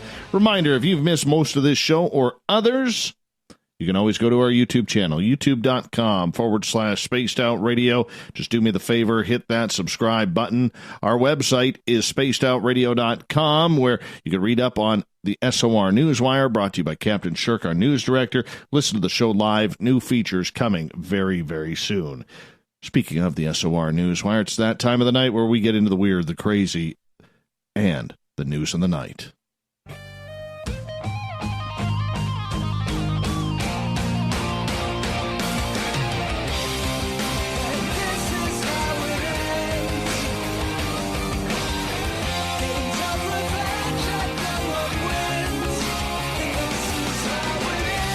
The news is always changing, which is why we bring you the SOR Newswire at the back end of every show, where it gets weird, it gets strange, and sometimes it just makes you scratch your head and say, what, really? Really, that's going on? That's what we're going to start with tonight, where apparently, if you're a trophy hunter, you can head to Iceland, where it's legal to hunt puffins, for 3,000 pounds, so about $4,000 American. That makes it about, about 7,500 Canadian. All right. And go hunt puffins. These little innocent, really cool looking birds. So the problem is, puffins were classified as endangered in 2018. Yet British trophy hunters are heading there and allowed to shoot up to 100 puffins in a single day. Yeah, this is not going over well with environmental campaigns. Yeah, the campaign to ban trophy hunting shares photos of the hunters posing with the scores of dead puffins. Spokesman Eduardo Gonzalez says the puffin is now in danger of becoming extinct, and uncontrolled hunting has been identified as the leading cause. There should be an immediate moratorium imposed before it's too late. Yeah, now, he also goes on to say, puffins are one of the best-loved birds of the world. People travel the world to photograph them. Now it seems trophy hunters travel the world to shoot them, too. Scientists say they are in serious trouble, populations falling, and fewer are coming to Britain's shorelines. The last thing they need is for trophy hunters to shoot them in huge numbers just for fun. Yeah. So, apparently, according to statistics, figures show that the puffin population of Iceland has slumped from 7 million to 5.4 million in just a decade. And the Shetland Island off Fair Island has seen its puffin population plummet from 20,000 birds to just 10,000 in the last 30 years. Now, the UK supports around 600,000 pairs of puffins, equivalent to a tenth of the world population. But Sir Roger Gale, chairman of the Conservative Animal Welfare Foundation, blasted the practice, saying, "Personally, I regard the whole practice as abhorrent. I don't believe in trophy hunting at all for any species. I don't think there is any excuse for it." Well, apparently it is going on. Okay, moving on here. So, if you have a house cat, you might want to beware. Because there's nothing scarier than finding out that there is someone in your house trying to kill you.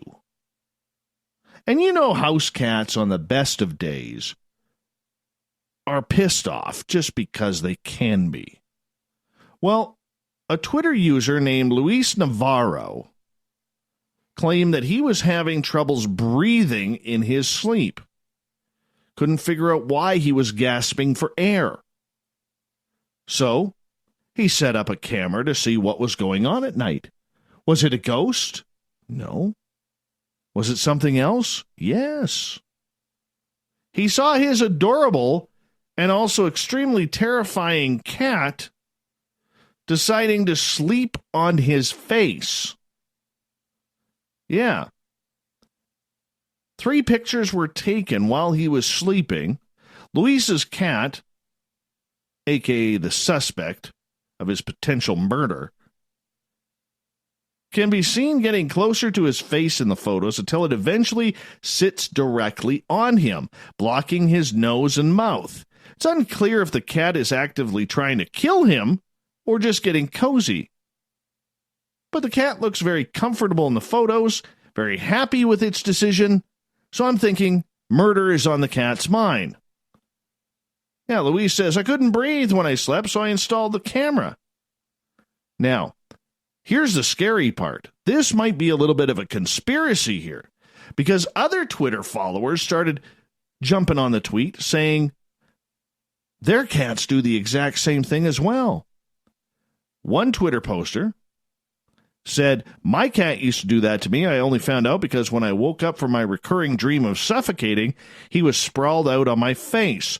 Another, only slightly creepier story, "I've woken up with my cat nose to nose just staring me dead in the eyes in the middle of the night."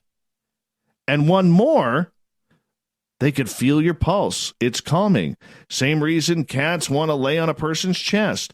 Of course, there are several other users who had dark suspicions, with one saying, "The cat is trying to suffocate you in your sleep. That's attempted murder, not love." Beware of the cat. The house cat is dangerous. Speaking of dangerous, I don't know how you would feel about this, but I can tell you right now, I am never staying in this Tennessee hotel. A woman staying at a hotel said she had a rude awakening when she opened her eyes to find a snake slithering across her body. So Melinda Major traveled to East Memphis for a doctor's appointment and stayed at the Hampton Inn Walnut Grove, where she awoke Friday morning to an unexpected bedfellow. She says, "I'm not a snake person. I can deal with spiders and all icky things, but snakes? Nope, not my thing." She said she first felt something on her arm and opened her eyes to discover the green snake. It was a scary situation. She didn't know if it was poisonous or not. Major said she quickly flipped the snake off her arm and called for help. It landed back on the bed. I jumped up on the desk and called the front office for them to come. Major said hotel staff ushered the snake out of her room. She said they compensated her for her stay. I hope so. Snake was believed to be a harmless garter snake. The safety and security of our guests is the utmost priority at all times at the Hampton Inn, Memphis Walnut Grove Baptist Hospital East, the hotel said in a statement. I wonder if they actually read that entire name. That's quite the mouthful. Upon learning of the incident, the hotel immediately removed the snake and alerted pest control, whom surveyed the room. Further, no other slithery serpents were found. Here's a cool one in Germany. 2 men were rescued today from a cave in southwestern Germany where they had been trapped by rising water. The 2, a mountain guide and a customer, were trapped some 650 meters inside the Falkenstein cave on Sunday evening as rising water as a result of heavy rain in the region cut off their path back to the entrance. Rescuers reached the cavity where they were seeking shelter and supplied them with blankets and food.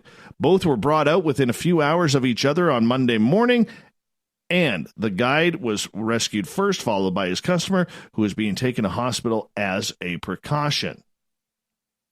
Okay. If this doesn't say she's a lonely woman, I don't know what does. A woman who apparently had been previously in a relationship with the Statue of Liberty is now apparently in love with a light fixture. 35-year-old Londoner Amanda Liberty, whose surname is a reflection of her previous infatuation with the world-famous statue, finds it easier now to connect with inanimate objects than with people. The unusual trait apparently first presented itself when she fell in love with a drum kit at age 14. I mean, you just can't write this stuff. Her relationship with the Statue of Liberty, which began in her 20s, ultimately failed to work out because she found it difficult to visit the statue on a regular basis due to their distance involved. Apparently, emails, FaceTime, and MSN Messenger, Facebook Messenger, it just wasn't working out. There wasn't much response from Lady Liberty. Anyways, apparently she dumped Lady Liberty and is now engaged to a 100-year-old chandelier, and things seem to be going a lot better.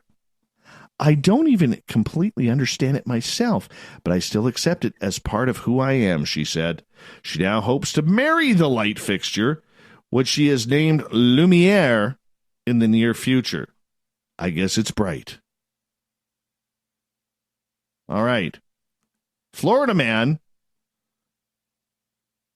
Frank O'Rourke, a professional surfer who was surfing at Jacksonville Beach on Saturday at around 3:30 p.m., was attacked by a shark in the water. But instead of going to the hospital after the incident, oh no. He went to the bar. I'll bet you he picked up the women, too, because of this. Got this big gaping gash on his elbow. It's a good story. How'd that happen? Oh, I was just surfing. Got bit by a shark. So apparently the shark comes out of the water and grabs him on his right elbow, tugs a little bit, and thrashes. O'Rourke says, I guess it tasted me, and was like, nope. His friend, R.J. Berger, who said he was swimming with O'Rourke at the time, said the shark pretty much came fully out of the water. His tail, splashed everywhere. Berger said his friend kept saying, I think I got bit. I think I got bit. And noted once he got to the beach, he was bleeding everywhere. Blood started rushing all around him. He was treated by lifeguards quickly, but opted not to go to the hospital. Why? Well, he went immediately to a bar because he's like, I got bit by a shark. And people are like, hey, I'll buy you a drink for that. So he went and hung out at the pier. Got a free night out of it, too. Despite the scare, Berger says he still plans to surf because that's what he does. All right. Here is close to home to me. Well, it's about 8 hours away. But if you want to get out of a bad situation with a mountain lion, crank the Metallica. Dee Gallant from Chemainus, British Columbia. That's on Vancouver Island. Well, On July 23rd, she was logging or hiking with her husky dog on a logging road when they encountered a cougar. Yeah. So she started yelling at the cougar, saying, I just had a feeling I was being watched. I looked over to the right, and there he was. I stopped and looked at him, and he didn't stop. I looked at him again and said, hey, stop it. And he stopped. That's when I started filming. She continued videotaping for what seemed like several minutes. It became a stare down after that. Gallant can be heard on the video barking out instructions to make the big cat go away. Get out of here, bad kitty. Go on, bad kitty. I'll fight you. Really? I'll fight you? Oh my gosh. But none of it worked. That's when she went to Metallica. Oh yeah. She says she quickly rifled through her iTunes and found Metallica's Don't Tread on Me from the Black album back in 1991. As soon as she started to play it, the cougar didn't get the horns up, no. Took his claws, backed away, off into the bushes. Gallant joked, I guess he didn't want to eat anything that leaves a Metallica taste in his mouth. Oh, that's bad. That is bad. Her dog Murphy, what a useless dog, didn't even bark or flinch, did nothing. He was like, you're bigger than, she's a meal. I'm a little appetizer, she's a meal, take her. Man's best friend or woman's best friend or people kind's best friend. Don't trust that dog. Never trust that dog. Well, so the key is, through the whole moral of this story, if you're out in the wilderness, make sure you are packed with the heat of Metallica's Don't Tread on Me. Finally, here's a weird one. So, at the Ghost Nat Paranormal Adventures Paracon at the Penhurst Asylum about a week and a half ago, there was a little bit of a weird incident there. So apparently, paranormal stars, John Zaffis were there, Katrina Weidman, Tony Spera. Well, they're all speaking out about this event. So what happened? Well, this is what happened. A paranormal group called Ghost Nat Paranormal, well, they decided that they were going to bring in the Annabelle doll to the event. So this is where it gets weird. John Zaffis goes up to these guys and says, oh, well, tell me how you got the Annabelle doll out. And one of the ghost team members says, I am the cousin of John Zaffis. Well, this is what Zaffis had to say. He goes, just my feelings, I think it was totally inappropriate for any paranormal group to show up at a convention and totally recreate the case and claim you now have Annabelle the doll from Ed and Lorraine Warren's collection. And when I asked why you were doing this, the response was, I am one of John Zaffis' cousins. I looked at you and said, really nice to meet you. Do your damn homework. You just lost all credibility with a lot of us in this field that were there this weekend. Katrina Weidman also opened up on this. Yeah. She says, this past weekend, I was a speaker at the Penhurst Asylum Paracon. Awesome event. Great speakers and vendors. Highly recommend everyone checks it out. Unfortunately, there was a group who was claiming to have the real Annabelle doll from Ed and Lorraine. They had a Raggedy Ann doll in a wooden case and everything. John Zaffis walked over to them, being a Warren family member, and asked how they got the doll. Lying to him, they claimed to be his cousin. Now, maybe this isn't a big deal to a lot of people, especially those who are in it for entertainment. But to us, who have tirelessly worked in the field, this is a slap in the face. The Warrens were pioneers in the field. Whether you agree with their work or not, they opened doors for investigators and enthusiasts to be able to enjoy and work in the paranormal field. They've shaped a lot of the current methods we use today. Their work is also the premise for multiple horror movies that many of us have consumed. To claim an item is from their museum and parade it around as to real innocent attendees is extremely disrespectful. It shows a lack of understanding about what we do and why we do that. Not only that, you can see her pointing her finger up here. She says, not only that, but to claim to be an investigator and not be familiar with John's work and lie to his face is just baffling. I'd love to think it was a mix-up, but obviously lying to Johnny shows it wasn't. Unbelievable. Absolutely unbelievable. We'll just play this just for that.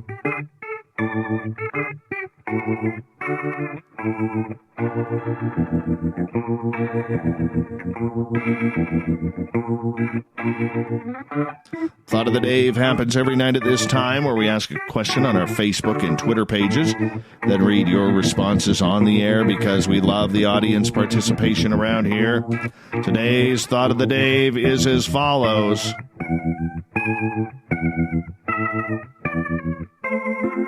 What song and lyrics are stuck in your head today? I read a lot of them. There were some very, very good songs. Most of the people put YouTube videos on there. Can't really read those on the air. I just want to know, for a couple of you who put Baby Shark doot doot doo doo doo, aren't you adults? Should you really be listening to that annoying song? I mean, it reminds me back in the days of Sesame Street when I was a kid. Remember? If it goes 1, I go beep. If it goes 2, I go beep, beep. If it goes 3, I go beep, beep, beep. And that's the way it goes. But yeah, I'm just thankful nobody mentioned Joni Mitchell's Big Yellow Taxi, because that song is horrible. Absolutely horrible. Thought of the Dave happens every night at this time, where we get questions and answers from our Facebook and Twitter pages, and we'll read your responses tomorrow night on the show because we have literally ran out of time. Thank you, Captain Shirk, for a great news section tonight. Don't forget you can find all the news at spacedoutradio.com for the SOR News Wire. Thank you to Erik Altman as well for filling in for Butch Witkowski on Strange Days, his website, erikaltman.com. We got Mr. Ron Bumblefoot Thaw rocking in the background with Little Brother is Watching.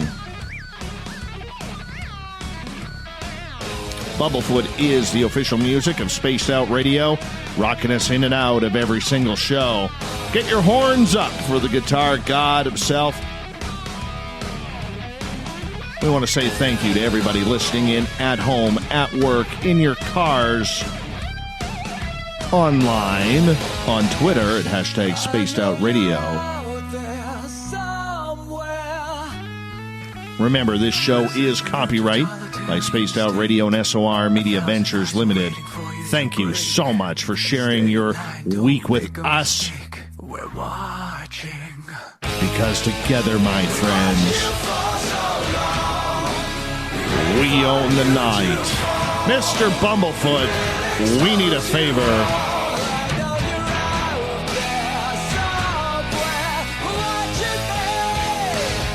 We need you to take us home. Good night.